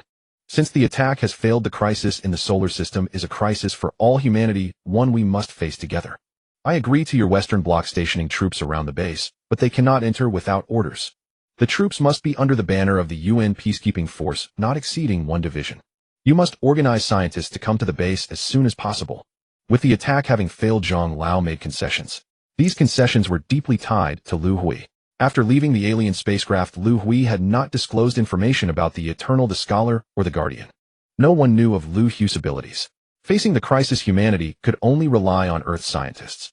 The Western Bloc controlled nearly half of the world's top scientists. To study alien technology in a short time and find a solution to the crisis, the support of the Western Bloc was indispensable. Hearing the agreement to station troops, a barely perceptible smile curled at the corner of Raplan's lips. Zhang, we have concluded discussions on troop deployment and scientists. Now let us talk about decision-making power since we have chosen cooperation, and this spaceship is a treasure for all humanity. I propose establishing a crisis management committee under the UN framework to vote on key decisions at the base. Seeing the compromise on troop deployment, Raplan began to probe further. That is absolutely impossible. Raplan, you must see the situation clearly. The ship and the base are in Huaxia. My agreement to your troops is already a significant concession. Control over the alien ship and its technology tree was the bottom line for the Eastern Bloc, and Zhang Lao refused without hesitation. The two quickly fell into a heated argument in the meeting room, neither willing to yield. Have you two quarreled enough? Have you forgotten about me? Liu Hui suddenly spoke loudly, his voice halting their argument. Zhang Lao and Raplan suddenly realized they had overlooked the Eternal, who could activate the spaceship. You should know, only I can activate the spaceship. Its AI follows only my commands. My words should carry weight with you, shouldn't they? Overhearing their dispute over control of the ship and technology, Liu Hui's emotions erupted. Now we must focus on learning alien technology to find a way out of this crisis. And you are here bickering over power. Mastering alien technology is extremely difficult, and humanity has only 1 year and 2 months left. You should not waste time on these trivial matters. I will not stay here wasting time with you. With that, Liu Hui rose angrily and left the room. His sudden outburst and departure caught both Zhang Lao and Raplan by surprise. Liu Hui, weren't you a bit too impulsive? That was our nation's leader Zhang Lao, and you in front of him. Seeing Liu Hui storm out, Luotong followed. Was that impulsive? Humanity truly does not have much time. Liu Hui sighed. I'm going back. Without waiting for Luotong's response, Liu Hui turned and walked away. Rather than wasting time here, it was better to return and learn more. Keep an eye on Mr. Liu's mood and report any developments to me immediately. Luotong instructed the 2 guards behind Liu Hui before returning to the meeting room. Perhaps Liu Hui's words had some effect. The meeting no longer dragged on and soon reached a conclusion. Both sides agreed to form a 50-member crisis management committee with equal representation. Its main role was to coordinate and manage all crisis-related matters. The committee held only management and advisory powers, not decision-making authority. Major decisions required a vote, with only 3 votes in total. The Eastern and Western blocks each held 1 vote, and Liu Hui held the 3rd. This outcome was acceptable to both parties. Raplan knew that seizing control was impossible. His bottom line was securing participation. At least this way he would not be kept in the dark. While Zhang Lao had made some concessions, the result was tolerable. Since Liu Hui was a Huaxia citizen, it effectively gave the Eastern Bloc 2 votes. Luotong, what is your assessment of Liu Hui? After the meeting, Zhang Lao kept Luotong behind. Based on the records, he has no criminal history and is an ordinary good citizen of Huaxia. Politically, he is entirely on our side. Moreover, he seems to be a grateful person. Luotong recalled Liu Hui's request for donations to the orphanage. We must take Liu Hui seriously. He may have been ordinary before, but his identity is now unique. His safety is tied to humanity's survival. How is his security arrangement progressing? Zhang Lao asked. Rest assured, Chief. I have divided the base's elite guard unit into 4 teams of 25 each. A team of guards is always with Liu Hui. Even within the base, he is never without at least 2 guards. Luo Tong replied. The guard force is still insufficient. Luo Tong, I have a task for you. Personally arrange for personnel to go to Jingcheng Nanhai and select 10 more guards from there for Liu Hui's close protection. 10 more guards. Luo Tong was puzzled. Adding 10 people, neither too many nor too few, seemed trivial. Was it really necessary? I want you to select female guards. The conditions: unmarried, not older than Liu Hui, and not unattractive. These are hard requirements. Other criteria can be relaxed. Chief, I guarantee the mission will be completed. I will arrange it immediately. Luo Tong was not foolish. He instantly understood Zhang Lao's intention. After saluting Zhang Lao, Luo Tong was about to leave the meeting room to arrange the personnel when urgent knocking sounded at the door. The door opened to reveal Academician Wang Kuan. Chief Commander Luo. This is Liu Hui's medical report after returning from the spaceship. His physical data is extremely abnormal. Abnormal physical data. Will it affect his life and health? Upon hearing Academician Wang Kuan's words, Elder Zhang hurriedly inquired. It should not affect his life and health. His body is exceptionally robust. Academician Wang Kuan handed the examination report to Elder Zhang. Academician Wang, I won't bother with this professional report. You just give me a brief summary. Elder Zhang did not take the report. There are several particularly unusual aspects about Liu Hui's body. Academician Wang said as he flipped open the report. His bone density and toughness are nearly 1,000 times higher than an average person's. Based on this data, his bones will be the hardest among all known substances on Earth, over 200 times harder than diamond. Liu Hui's blood cells are extremely active. They show no signs of decay, even without cryopreservation. In his blood, we also discovered an unknown substance. The toughness of his muscle fiber tissue is over 200 times greater than an average person's. Despite the change in body density, his weight only increased by 86 kilograms. After hearing Academician Wang Kuan's report, the words superhuman surfaced in Elder Zhang's mind. Does Liu Hui know about his examination results? Elder Zhang asked Academician Wang. The report just came out. I haven't told him yet. Academician Wang replied. Keep it from him for now. Ensure this report remains confidential. It must not fall into the hands of the Western Bloc. Understood. Academician Wang Kuan turned and left the meeting room. In the meeting room, Elder Zhang fell into a contemplative silence. Luo Tong, you must go to the capital yourself. Leave immediately and expedite the matter of the female guards. Remember, prioritize appearance when selecting candidates. I guarantee the mission will be accomplished. Luo Tong saluted and then also left the meeting room. Watching Luo Tong depart, Elder Zhang shook his head, a wry smile appearing on his face. I never thought I would stoop to using a honey trap. The mindset of a political figure differs from ordinary people. Elder Zhang's purpose in arranging 10 female guards for Liu Hui was clear. He hoped that among these female guards one might be fortunate enough to become Liu Hui's partner. Only this could more firmly secure Liu Hui's political allegiance. Elder Zhang had a faint premonition. Liu Hui's emergence would bring earth-shattering changes to human civilization. In a guard dormitory at the base, Zhanjie, who do you think is the VIP we're protecting? The transfer orders came so urgently, we haven't even graduated yet. In the dormitory, 10 vibrant young women were discussing. These 10 were the female guards Luo Tong had meticulously selected from the Female Guard Academy. After a night of travel, they had arrived at this base dormitory. Everyone stopped speculating. Have you all forgotten the confidentiality regulations? We just need to wait in the dormitory for our orders. The speaker was Chun Xingjin, known as Zhenjie. At 22, she was the eldest among them and had been temporarily appointed by Luo Tong as the leader of the female guard unit. In truth, she too was unclear about what was happening. The transfer had been so sudden that they hadn't even had time to pack their luggage.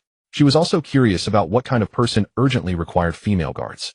As she was thinking, the dormitory door was pushed open from outside. Chun Xingjin looked towards the door and saw a burly officer with a baby face enter. Seeing the major's insignia on his shoulder, she shot to her feet. Greetings, Commander. The other members followed suit, a half-beat slower, all standing and saluting the officer. Which one of you is Chun Xingjin?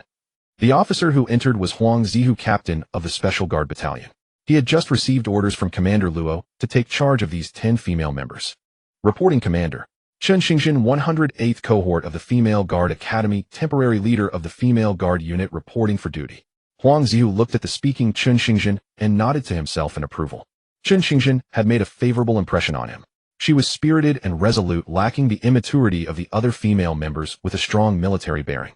A woman of exceptional caliber, that phrase must describe her kind. Chun Xingzhen, I hereby formally appoint you as the leader of the female guard unit. This is the dossier on the person you are assigned to protect. Huang Zihu handed Liu Hui's basic information to Chun Xingzhen. Divide into teams as soon as possible, 2 per team. You'll need 4 teams. Once the teams are formed, report immediately to the base's logistics and equipment depot to collect gear and daily necessities. Today you will begin your guard duties alongside the members of the special guard unit. After briefing them, Huang Zihu left the dormitory. As he departed, he still found it puzzling. Liu Hui wasn't a woman, so why on earth was there a need to add 10 females? Liu Hui began to feel weary. After returning from the meeting room, he had spent several consecutive days studying at his computer. He had already learned most of the foundational theories of alien technology. With another half day, he should be able to finish. Liu Hui attempted to study the elementary knowledge of alien technology, but found it extremely difficult, feeling a sense of inadequacy. I wonder how the base's organization of scientists for study is progressing. I can't possibly be the only one to learn all this knowledge. Time won't permit it. I need to ask Commander. With this thought, Liu Hui shut down the computer and walked towards the door. As he opened it, he nearly collided with someone. Liu Hui felt his right hand raised to block the impact. Touch something soft. Mr. Liu, are you alright? I didn't mean to. Hearing her voice, Liu Hui was startled. A woman. Looking closely, he saw a woman in a guard uniform before him. Her features were exquisitely beautiful, with a stunningly captivating appearance. I'm fine. Who are you? Liu Hui recalled that there were no women among his guards. Mr. Liu, they are female guards assigned by higher command. We male guards are too rough. The higher-ups were worried we couldn't take good care of your daily needs, so. A male guard standing outside the door explained to Liu Hui. Mr. Liu, I am Chun Xingzhen, leader of the female guard unit. It's time for your lunch. I've brought it for. Liu Hui looked behind Chun Xingzhen and saw another female guard carrying lunch. They'll have lunch later. Please put it in the room for now. I need to see Commander Luo about something. Where is he now? Liu Hui asked the male guard at the door. Mr. Liu, Commander Luo has been in the base's experimental study area for the past few days. Expansion work is underway there. The male guard replied. Experimental study area? Take me there. Liu Hui had been at the base for nearly a week, rarely leaving his room, and was not very familiar with the base. Very well, Mr. Liu, follow me. Seeing Liu Hui leave with the male guard, Chun Xingzhen shot a glare at Ollie. What are you standing there for? Hurry, and put the lunch in the room. We need to follow too. Hearing Chun Xingzhen's words, guard Ollie quickly placed the lunch inside the room. Leader, don't you think Mr. Liu is even more handsome than his photo in the file? After leaving the room, guard Ollie whispered. Have you forgotten the confidentiality regulations again? We are not to discuss the principal whether in public or private. Ailey walk faster or well fall behind. In truth, Chun Xingzhen was also very curious. She had read Liu Hui's file. It was very simple, containing only his photo and some living habits. As for Liu Hui's past position and so on, she surprisingly did not have the clearance to view them. What shocked her most was that Liu Hui's security protection level was the highest possible. Just what kind of person was this young man? His importance was so immense. Chun Xingzhen's heart was filled with the organizational and construction capabilities of Huaxiao Nation are the most formidable on Earth. In just a few days, the Military Engineering Corps had renovated and expanded the Experimental Learning Zone. The Experimental Learning Zone now boasts over 10,000 computers, hundreds of study rooms and laboratories capable of accommodating more than 10,000 scientists and researchers for study and research simultaneously. 2,000 scientists and researchers from the Western Coalition have arrived in the last couple of days.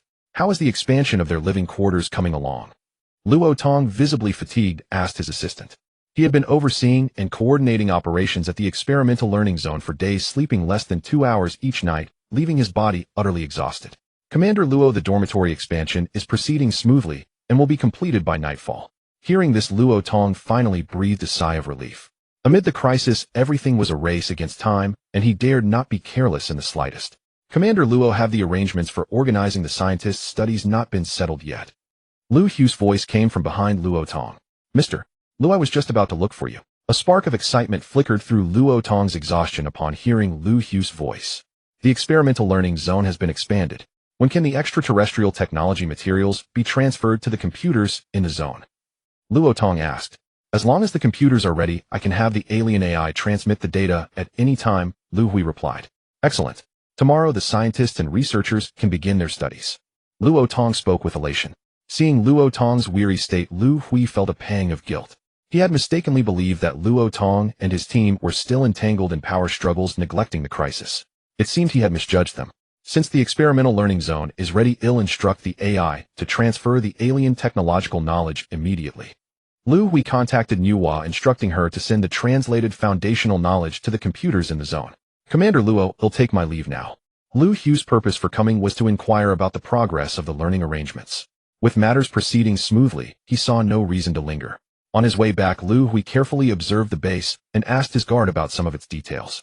Base 9563 was located in the uninhabited Gobi Desert of the West, covering an area of approximately 2 square kilometers. Its architecture radiated outward from the spaceship at the center. Apart from the garrison, the base housed about 20,000 people, primarily scientific researchers and logistics personnel. 1 kilometer east of the base lay a railway station, and 5 kilometers further east a military airfield.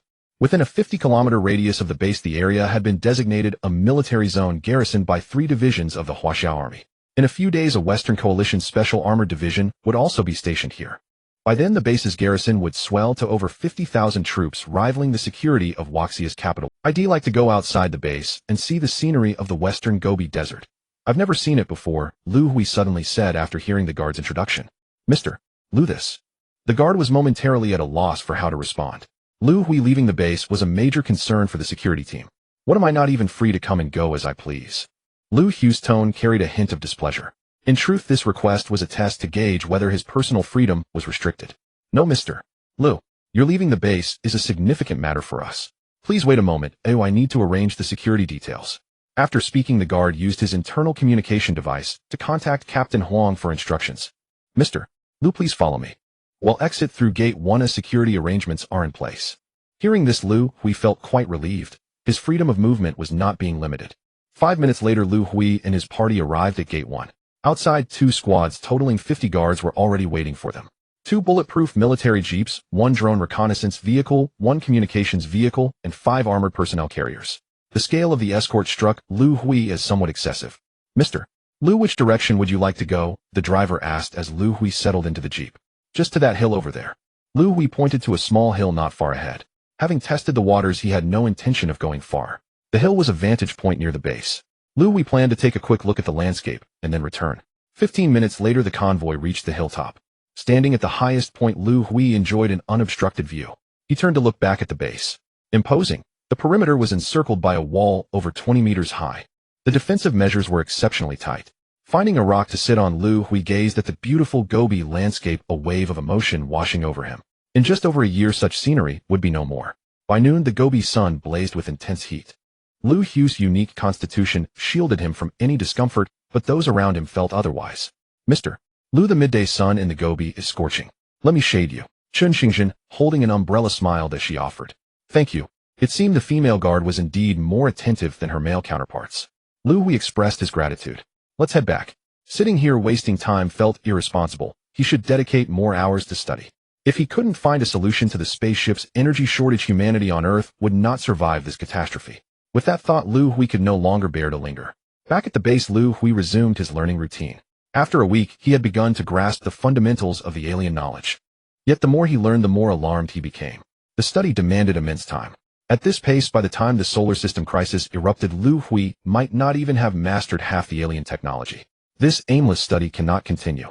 I must find a specific direction to focus on. Liu Hui realized that such scattered learning was not an effective approach. I wonder how the scientists and researchers here have fared in their studies this week. Pooling ideas together might yield. With that thought, Liu Hui shut down his learning computer and headed to the base's experimental learning zone. His mindset still clung to the notion that many hands make light work. Demiki was explaining a basic formula of alien mathematics on the panel to his colleagues in a study room. This is a series formula that you might easily overlook. By cross-linking these 6 mathematical formulas, we can prove the correctness of the new formula. He was last year's winner of the Fields Medal, a native of Myligian, and held an esteemed position in the mathematical. In the past week, while studying the fundamentals of alien mathematics, he was the only one to make significant progress comprehending multiple mathematical formulas. That colleague at the door eavesdropping there is a very rude behavior. If you wish to listen to my lecture, you may enter the classroom. There are still a few seats inside. Demiki, who was lecturing, noticed a young man standing at the doorway. He was a very arrogant and self-important person, and he considered the other's behavior highly discourteous. I don't need to listen to your lecture. I already know all those mathematical formulas you just mentioned. The young man at the door replied in fluent English. Can you understand these mathematical formulas, eh? Demiki was somewhat incredulous. Who on earth could have a higher mathematical talent than him? This young man was too arrogant. The third formula of alien elementary mathematics is not very difficult. Your method of using series formulas is somewhat superfluous. You should be able to solve it using these 2 formulas. The person speaking outside the door was Liu Hui, who had come to check on the study progress. Liu Hui's simple few words made Demiki marvel, giving him a feeling of sudden enlightenment. However, it also made him very unwilling to concede. This is a mathematical formula I solved yesterday. Can you solve this formula? Demiki wrote a formula. This is the sixth formula of alien basic science. I didn't expect Demiki has already learned the sixth formula. No wonder he is a Fields medal-winning mathematician. Amazing, I've only learned up to the second formula. The mathematical formula on the panel caused a stir among the people in the classroom. Seeing the reaction of the crowd, Demiki showed a smug expression. He looked at the young man at the door, his gaze carrying a hint of provocation. Just as he thought the other would back down in the face of difficulty, the young man suddenly walked up to the classroom podium, picked up a black marker, and began writing swiftly on the white panel. In less than a minute, the other threw down the pen and walked out of the classroom. Throughout the whole process, he did not say a single word. Demiki looked at the solution on the panel, his face showing a shocked expression. To solve this formula, he had spent over 2 days. The process had filled several large sheets of white paper. Yet the other's solution consisted of only a few simple formulas. The result was exactly the same as his. When did the mathematical world produce such a formidable genius? Who is this young man? With this thought, Demiki quickly rushed to the door, wanting to get to know the young man. But he was still a step too late. There was no trace of the young man outside the door. Does anyone know that young man just now? Returning to the study room, Demiki asked his colleagues in the classroom. Mr. Demiki, he is the eternal recognized by the spaceship, Liu Hui. A researcher from Huaxiao recognized Liu Hui. The eternal Liu Hui. Liu Hui was somewhat surprised. He had already observed over a dozen studies. The learning progress of the scientists and researchers was even slower than he had imagined. In a week's time, they had only learned the beginning. At this pace, they might not even finish the fundamentals in half a year. The alien scientific knowledge includes elementary, intermediate, and advanced levels. And humanity only has a little over a year left. Liu Hui felt that pinning humanity's hopes on these scientists was already somewhat dashed. For the relationship between space and time, we can assume a date. For example, today is March 26th. We can make a hypothesis using this date. As the disappointed Liu Hui passed by a study room, he heard voices discussing inside. Today is March 26th. Liu Hui suddenly asked the guard beside him. That's right, Mr. Liu, today is March 26th. The guard replied. Make arrangements, I need to return to Yuqing City Welfare Home tomorrow. Liu Hui said to the guard. Mr. Liu, is there something you need to take care of? If necessary, we can handle it for you. Hearing that Liu Hui was leaving the base to return to Yuqing City, the guard became somewhat nervous. A few days ago, they had received some bad news. The intelligence department of the Western Bloc was launching a full-scale investigation into Liu Hui. If Liu Hui left the base and returned to Yuqing City at this time, it would be easy for the other side to detect him and take advantage. Tomorrow is the 60th birthday of Dean Zhou of the Welfare Home. I want to go back and visit him. Liu, Mr. Liu, if you want to send a birthday gift, we can help you. No need, I will give the gift to him personally. Liu Hui refused the guard's suggestion. Having grown up in the orphanage, Liu Hui always regarded Dean Zhou as his closest family. He did not want to miss Dean Zhou's birthday. The intense study over the past few days had left Liu Hui's mind extremely fatigued, and he also wanted to take this opportunity to rest. Okay, I understand, Mr. Liu. I need to report to Captain Huang. The guard seemed to have understood Liu Hui's temperament. Knowing that persuasion was ineffective, he immediately reported to Captain Huang via communication device. Mr. Liu, how many days do you plan to stay in Yuqing City? The guard who was reporting asked Liu Hui. Depart tomorrow morning, return to the base in the evening. Liu Hui knew the urgency of time, so he did not plan to stay too long in Yuqing City. Before going to bed that night, Liu Hui received a notification from the guard. The plane would depart at 6:00 tomorrow morning and arrive in Yuqing City around 9:00. This time, returning to Yuqing, Liu Hui did not inform Dean Zhou. He wanted to give the dean a surprise. Under Liu Hui's strong request, only 4 guards remained with him. He wanted to keep a low profile. Too many guards would frighten the people in the welfare home. On the way to the welfare home, by car, Liu Hui made a stop at the supermarket. He bought many gifts for Dean Zhou and the elderly in the home. Arriving at the welfare home, looking at its gate, Liu Hui instantly felt a sense of coming home. You 4 wait in the car, they'll take some gifts to Uncle Li, the gatekeeper. Hearing Liu Hui's words, the guards in the car nodded. Uncle Li, I'm back. Liu Hui walked into the guardroom carrying. Hui, why are you back? The dean said you were doing important things for the country. Uncle Li, the gatekeeper, was surprised to see Liu Hui. Uncle Li, you didn't forget, did you? Today is the dean's birthday, or I came back specially to see him. Hui. Dean Zhou. Uncle Li's expression suddenly changed. What's wrong, Uncle Li? Has something happened to the dean? Seeing Uncle Li's expression, Liu Hui had a bad feeling. That damned Biao. Yesterday he kicked the dean, breaking his foot. He's now in the first municipal hospital. Is it Chun Biao from our home? Liu Hui asked angrily. Seeing Uncle Li nod, Liu Hui instantly flew into a rage. Drive to the first municipal hospital. As fast as you can. Liu Hui returned to the car and immediately ordered his guard. The sudden change in itinerary startled the guard in the car, who asked nervously, "Mr. Liu, what happened?" "Just drive." Liu Hui snapped, his face contorted with rage, unwilling to answer. Seeing Liu Hui's expression, the guard dared not ask further and started the car. "Mr. Liu, there's a traffic jam ahead. Should we wait or change the route?" Shortly after leaving the welfare home, the car was forced to stop. The guard quickly asked for instructions. "He'll go on foot," Liu Hui said. The anxious Liu Hui had no intention of waiting. Before the guard could react, he had already pulled open the car door and sprinted toward the hospital. His speed was so great that only a blur remained.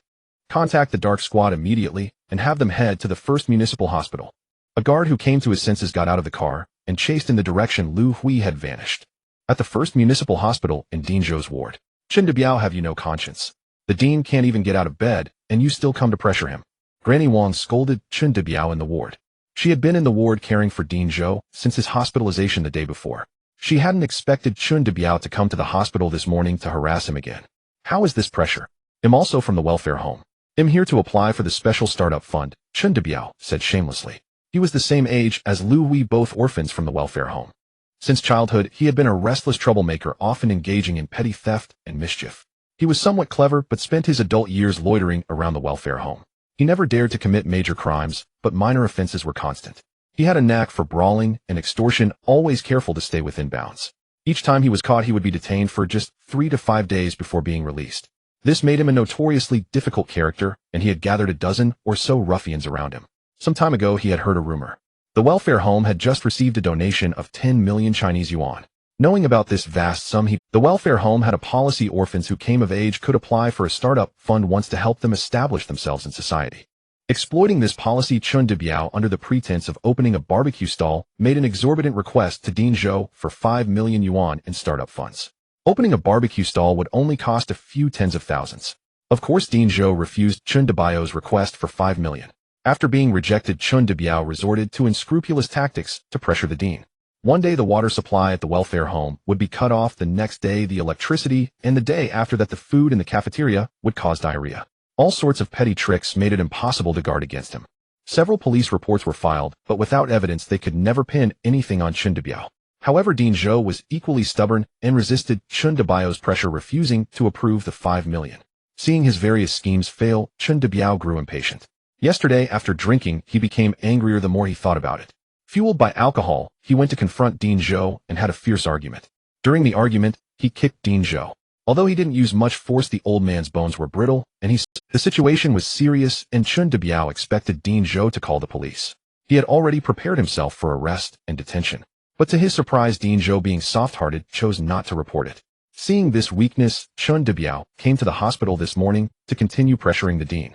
"Biao, if you truly want to start a business and open a barbecue stall, I can approve a fund of 20 or 30,000 for you. That's no problem. But 5 million. Don't even think about it. Give up on that idea."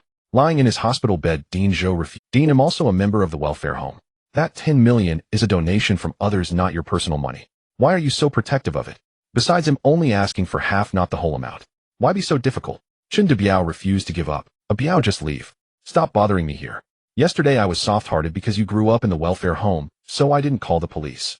If you don't leave now, I really will call the police." Seeing that Chen Debiao was still persistent, Dean Zhou decided to stop being lenient. "Call the police. Go ahead, call them. I go in and out of the police station a dozen times a year. I'm as familiar with it as my own home." Chen Debiao became brazen. "Sister, call the police," Dean Zhou said to Granny Wang in the ward. Hearing this, Granny Wang pulled out her phone. "Old hag, don't meddle in my affairs. You live in the welfare home, and that's my turf. Don't blame me if you trip and break your leg one day," Chen Debiao threatened. "I'm old and have seen all sorts of things. I'm not afraid." With trembling hands, Granny Wang dialed the emergency. "The police will be here in 5 minutes. Are you leaving or not?" Seeing Granny Wang make the call, Chen Debiao let out a cold sneer. "Dean Zhou, since you have no regard for our bond, don't blame me for being ruthless. This time I broke your left leg. Next time I'll break your right leg too." A loud bang cut off Chen Debiao's words. The door to the ward was pushed open forcefully from outside. "Are you so sure that the one with the broken leg won't be you?" The person who pushed open the door was Liu Hui, who had just arrived. After sprinting all the way to the hospital and inquiring about Dean Zhou's room, he overheard Chen Debiao's final threats just as he reached the door. "And who do we have here speaking so boldly?" "Oh, it's our little Hui from the welfare home. You've grown quite bold." Seeing that it was Liu Hui who had entered, Chen Debiao was dismissive. Someone he had bullied since childhood dared to go and give him a beating. Chen Biao had brought 3 ruffians with him to the ward. He didn't dare to beat up an old man, but he had no qualms about roughing up Liu Hui to vent his anger. At Chen Biao's command, the ruffian named Air Mao charged at Liu Hui with his fist raised. He expected to land a blow on Liu Hui's face, but instead found his fist caught firmly in Liu Hui's hand. A sharp crack was heard. Air Mao let out a blood-curdling scream as his fist was crushed by Liu Hui. Hearing Air Mao's screams, the other 2 ruffians also rushed forward. Liu Hui raised his right foot and delivered a kick to each of them. Before they could even scream, they were sent flying 2 meters away, motionless and unconscious. My hand. Brother Biao, save me. Air Mao's fist was still clenched in Liu Hui's grip. Writhing in pain, he cried out to Biao for help. Chen Biao was taken aback. How had Liu Hui, whom he had bullied since childhood, suddenly become so formidable? Hearing Air Mao's pleas, Chen Biao hesitated, but then gritted his teeth and charged with his fist raised. His punch never connected, instead a sharp pain exploded in his abdomen. He was sent flying by a kick from Liu Hui, landing face down on the floor. A metallic taste filled his mouth as he spat out blood. He tried to get up, but found himself pinned to the ground by Liu Hui's foot. Still think I'm not speaking boldly enough? Want me to break your leg? Liu Hui growled menacingly at Chen Biao, who was under his foot. I don't believe you'd actually break my leg, Chen Biao retorted stubbornly. The moment the words left his mouth, a sickening crack came from his knee joint.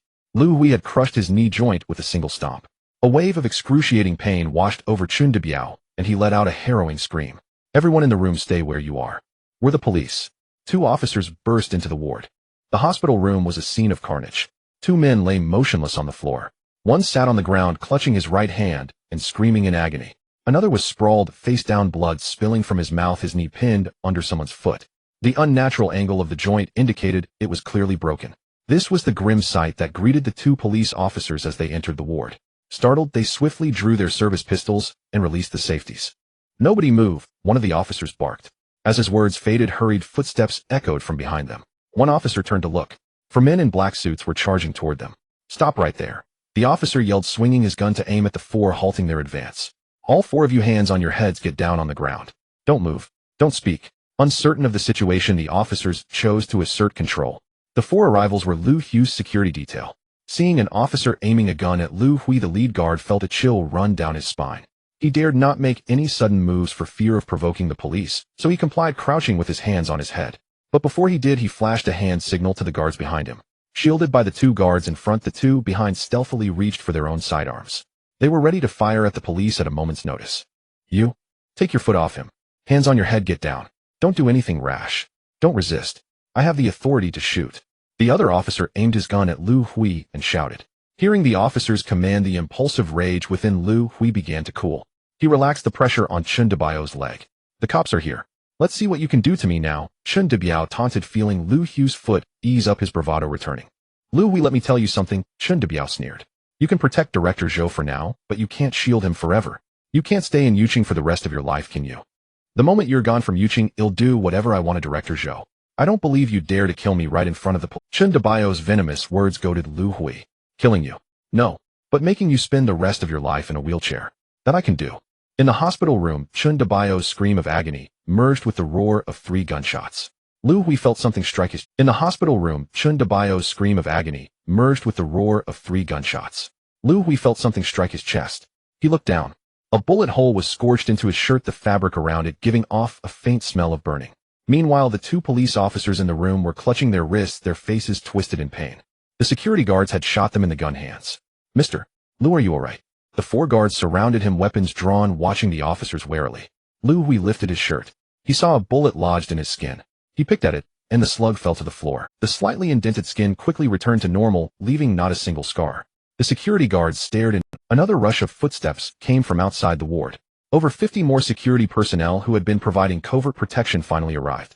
They began securing the scene, tending to the wounded, and arranging for a new room. Without needing a single order from Liu Hui, the guards sprang into action. Hui, what the hell is going on? Director Zhou had been moved to a new room by the security team.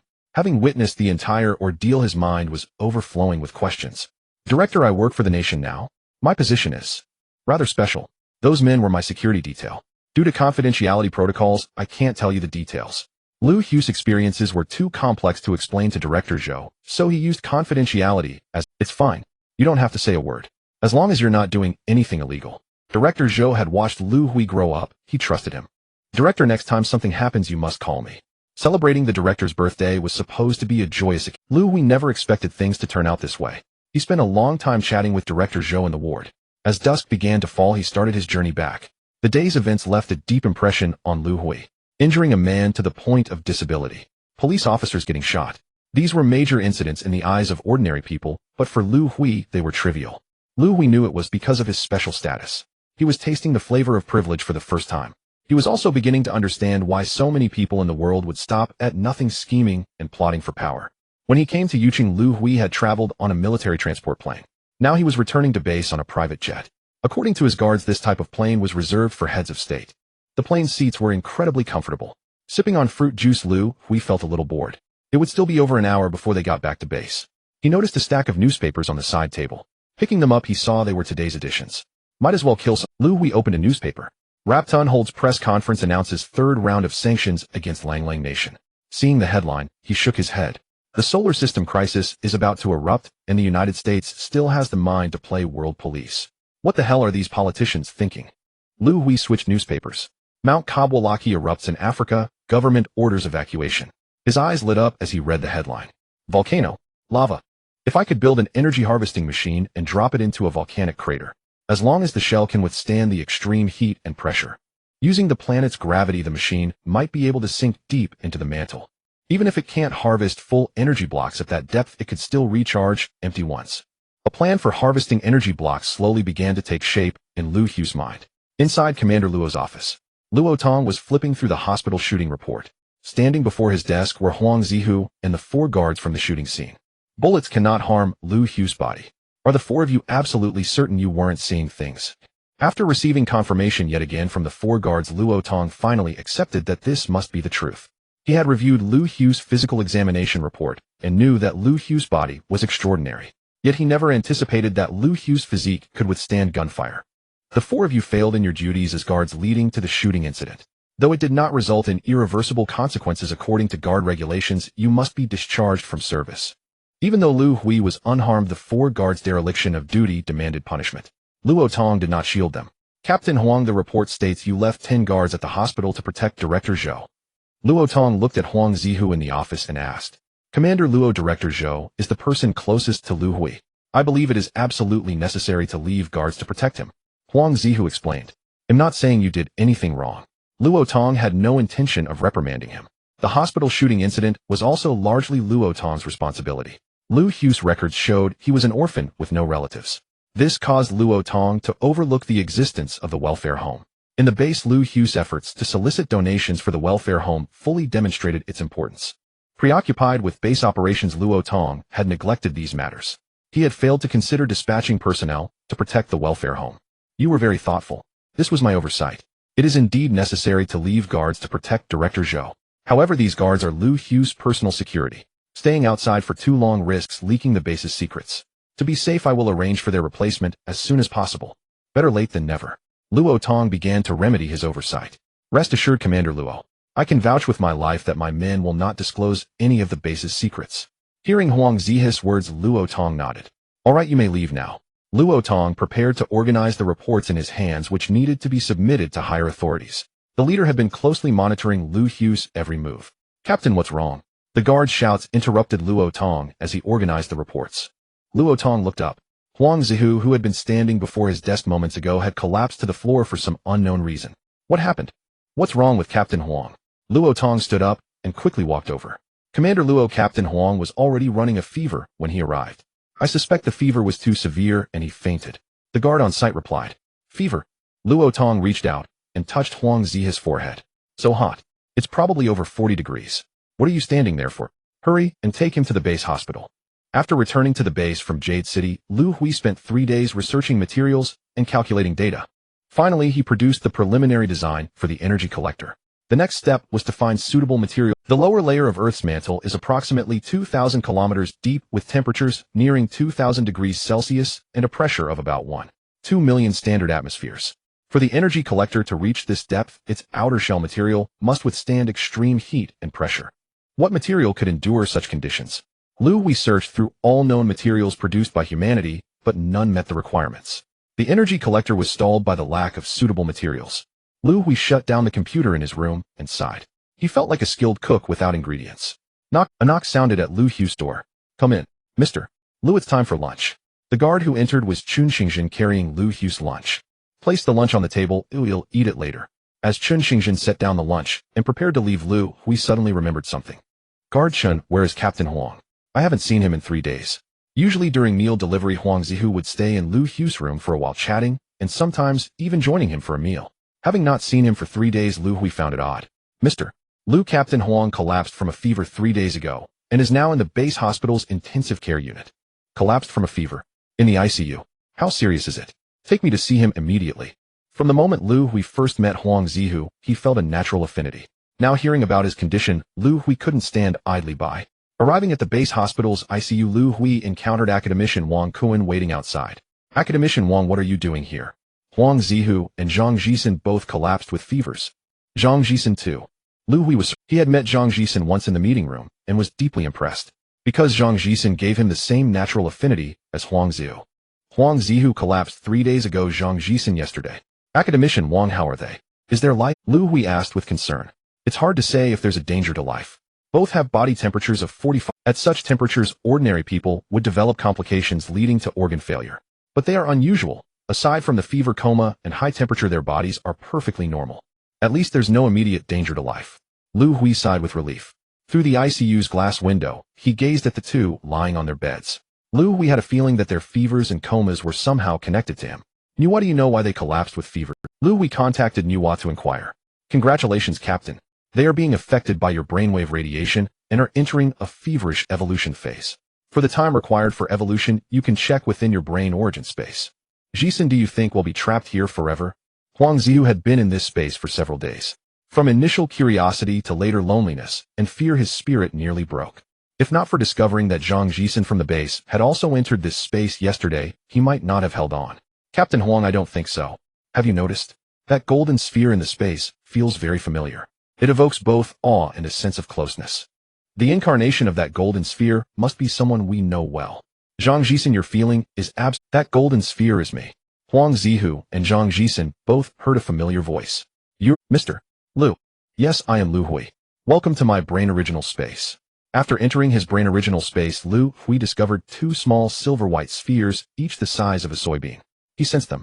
One belonged to Huang Zihu, the other to Zhang Jisen. These 2 small spheres were presumably their brain originals. Mr. Liu, what happened? What is going on? Seeing Liu Hui's arrival, Zhang Jisen hastily inquired.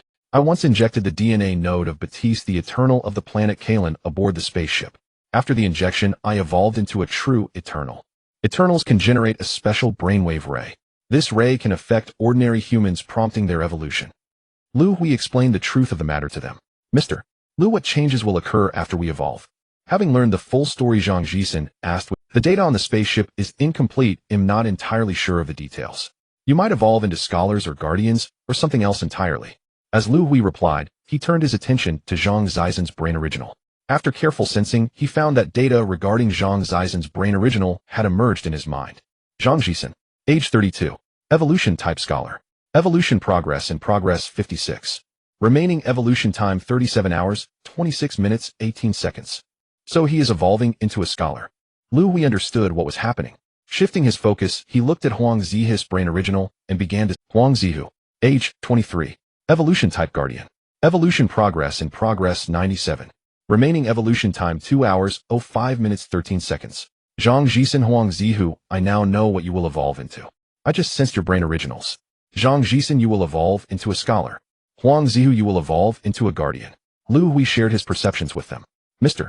Liu, what exactly are scholars and guardians? Zhang Jisen, scholars are the cornerstone of human technological advancement. Guardians are the defenders of human civilization. The records on the spaceship are sparse, detailed information is missing. However, after your evolution, I should be able to sense the changes in your bodies. Once your evolution is complete, I will check on you again. Mr. Liu, are you leaving this place? What will happen to us when you're gone? Hearing Liu Hui's intention to leave, Zhang Jisen hastily asked. Don't worry, you won't be trapped here. Once the evolution is complete, you can leave my brain original space. Don't worry, you won't be trapped here. Once the evolution is complete, Huang Zihu is almost done, only 2 hours remain. After explaining everything clearly, Liu Hui left the brain original space, and his consciousness returned to the corridor outside the intensive care unit. Academician Wang, rest assured they will be fine. Huang Zihu will wake up in 2 hours, and Zhang Jisen will wake up in 37 hours. Liu Hui looked at the anxious academician Wang beside him and comforted him. Mr. Liu, how do you know when they will wake up? Liu Hui smiled, but did not answer academician Wang's question. He had no intention of revealing the secret that Eternals could prompt ordinary humans to evolve. Academician Wang will head back first. Liu Hui had no desire to wait idly for 2 hours. By returning, he could use those 2 hours to learn something. Back in his room, Liu Hui calculated the time precisely. When Huang Zihu completed his evolution, Liu Hui directly entered the brain original space from his room. Upon entering, he immediately noticed a change. Huang Zihu's brain original had grown, expanding from the size of a soybean to that of a ping-pong ball. This must mean the evolution was complete. Liu Hui sensed Huang Zihu's brain original. Huang Zihu. Age, 23. Identity Guardian. Brain Domain Development, 21. Body Level 4, Potential Level 8. Ability Burst temporarily increases body level by 2 levels for 120 minutes, cooldown 10 years. His body level is the same as mine level 4, but his potential is 1 level lower. And he has the burst ability which can temporarily boost his body level by 2. A level 4 body is already formidable. What would it be like with 2 more levels? Liu Hui he didn't even know if he possessed such an ability. Within the brain original space, he couldn't check his own attributes. Mr. Liu, is that you? Huang Zihu seemed to sense Liu Hui's presence. Yes, it's me. Your evolution is complete. I just reviewed your evolution results. Your brain domain development has increased to 21, your body level has reached level 4, and you have the burst ability. Brain domain development. Body level. Burst ability. Huang Zihu did not fully understand Liu Hui's words. An ordinary person's brain domain development is about 10. Yours has increased to 21, enhancing your learning ability. The characteristics of a level 4 body are. Liu Hui explained the changes in Huang Zihu's body. What? You're saying my body is the same as yours, capable of resisting bullets? Huang Zihu was incredulous. He had seen the hospital shooting report and never imagined his body could become like Liu Hui's. Don't be so surprised. Honestly, at first I couldn't believe my body could withstand bullets either. Liu Hui and Huang Zihu chatted in the brain original space. Mr. Liu, what about me? Will my body become like that too? Zhang Jisen had been listening to their. Unable to contain himself, he seized an opportunity to ask Liu Hui. Your evolution path is that of a scholar. Your body level probably won't be very high. However, I estimate your brain domain development will be significantly higher than Huang Zihu's. The specific results will only be known once your evolution is complete. Don't rush, there's still a day and a half. Liu Hui did not stay long in the brain original space. After chatting with them for a while, he withdrew. He planned to return once Zhang Zisen's evolution was complete. At that time, he could examine Zhang Zisen's evolution results. After completing his evolution, Huang Zihu awoke on the hospital bed in the intensive care unit. It felt like a dream, surreal and unreal. Pulling out the 4 tubes and ECG leads, he sat up, gripping the metal railing of the bed. Looking at the railing, he suddenly squeezed it with force. Huang Zihu felt he had barely exerted any strength, yet the metal railing had already deformed. A wave of realization washed over him. Everything that happened to me is real. Mr. Liu, it's time for your lunch. This was the first time Huang Zihu had delivered a meal to Liu Hui's room since he woke up. Captain Huang, please stay and join me for a meal. Let's talk. Seeing Huang Zihu's arrival, Liu Hui said with a smile. He was beginning to understand why he felt a natural affinity toward Huang Zihu. It was because his brainwave radiation had affected Huang Zihu, prompting him to undergo a mutation and evolution. Mr. Liu, I never imagined you harbored such a significant secret. Huang Zihu looked at Liu Hui, before him a sense of awe welling up inside him. In the cerebral origin space, Huang Zihu's cerebral origin was only the size of a ping-pong ball. Yet Liu Hui's cerebral origin was nearly 3 meters in diameter. In comparison, he couldn't fathom just how powerful Liu Hui's abilities truly were. The results of our evolution are too alarming. I don't know how the leaders would react if they found out, so for now, I don't want to make it public. The most urgent matter now is how to solve the ship's energy problem. Let's avoid creating unnecessary complications.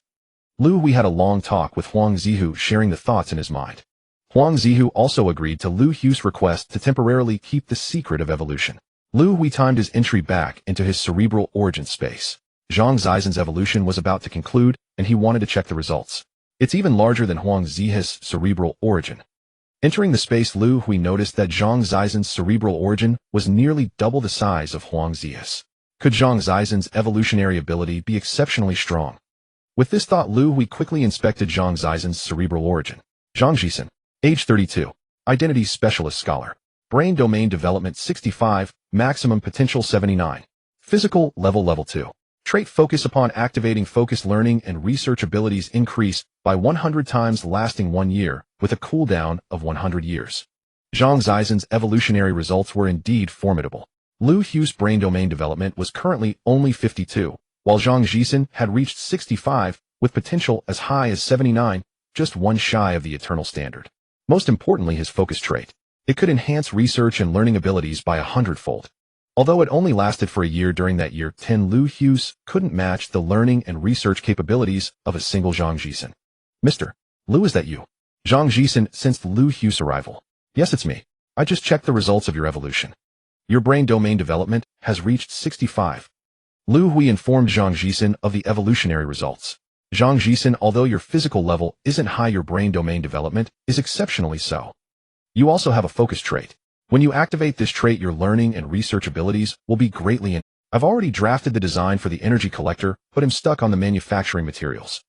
I hope you can establish a materials research lab after awakening to specifically study the materials for building the energy collector. Zhang Zaizen's extraordinary learning and research abilities gave Liu Hui hope for creating the energy collector. The matter concerned the survival of human civilization, and Zhang Zixin could not refuse, nor did he have any reason to. After Zhang Zixin awoke in the intensive care unit, Liu Hui had a conversation with him. Zhang Zixin also agreed to temporarily keep the secret of evolution.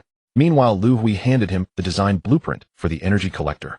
Zhang Zaizen's learning and research abilities were indeed formidable. After receiving the design, he activated his focus trait and spent over half a month nearly overcoming all the material bottlenecks. Currently, only 2 obstacles remained in manufacturing the energy collector. First, the material for the collector's outer casing still had no breakthrough. At a depth of about 2,000 kilometers, underground temperatures reached 2,000 degrees Celsius and pressure reached 1.2 million standard atmospheres. A material that could withstand both high heat and high pressure was incredibly difficult to produce. Second, the collector could only sink to about 500 kilometers underground using the Earth's gravity. To go deeper, a powerful homodirectional gravitational engine was needed to amplify the pull of the Earth's core. However, the core component of the engine, the gravitational wave sphere, had no available materials for its construction. Zixin, haven't the last 2 material problems been solved yet? Liu, we visited the lab every day or 2 to check on progress. Mr. Liu, we've been stuck for 2 days now with no breakthrough yet. In response to Liu Hui's inquiry, Zhang Zaizen's tone was respectful. He did not feel arrogant despite Liu Hui's inferior learning and research abilities. In the cerebral origin space, Liu Hui's massive cerebral origin left a deep impression on him. A 65 brain domain development also made his logical thinking exceptionally sharp. Zhang Zixin had a strong feeling. If he ever defied Liu Hui's will and became his enemy, Liu Hui would have a way to deal with him effortlessly. Mr. Liu, I have an idea. Could we make use of the alien spaceship? For instance, we could dismantle some materials from the spaceship to build the energy collector. Hitting a bottleneck in material research, Zhang Zixin shifted his thinking and came up with this approach.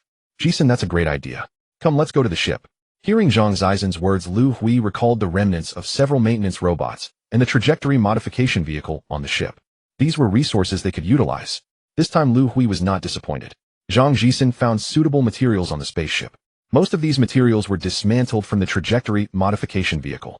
During the disassembly, Zhang Zixin unexpectedly discovered that the power system of the trajectory modification vehicle could be directly installed onto the collector. All issues related to manufacturing the energy collector were resolved. After gathering all the necessary materials, Liu Hui ordered the 2 maintenance robots on the spaceship to begin constructing the energy collector. The maintenance robots worked with remarkable efficiency. In just 2 days, the energy collector was completed. This is the energy collection machine. Upon receiving the news, Luo Tong arrived at the machine workshop. He saw a massive cone.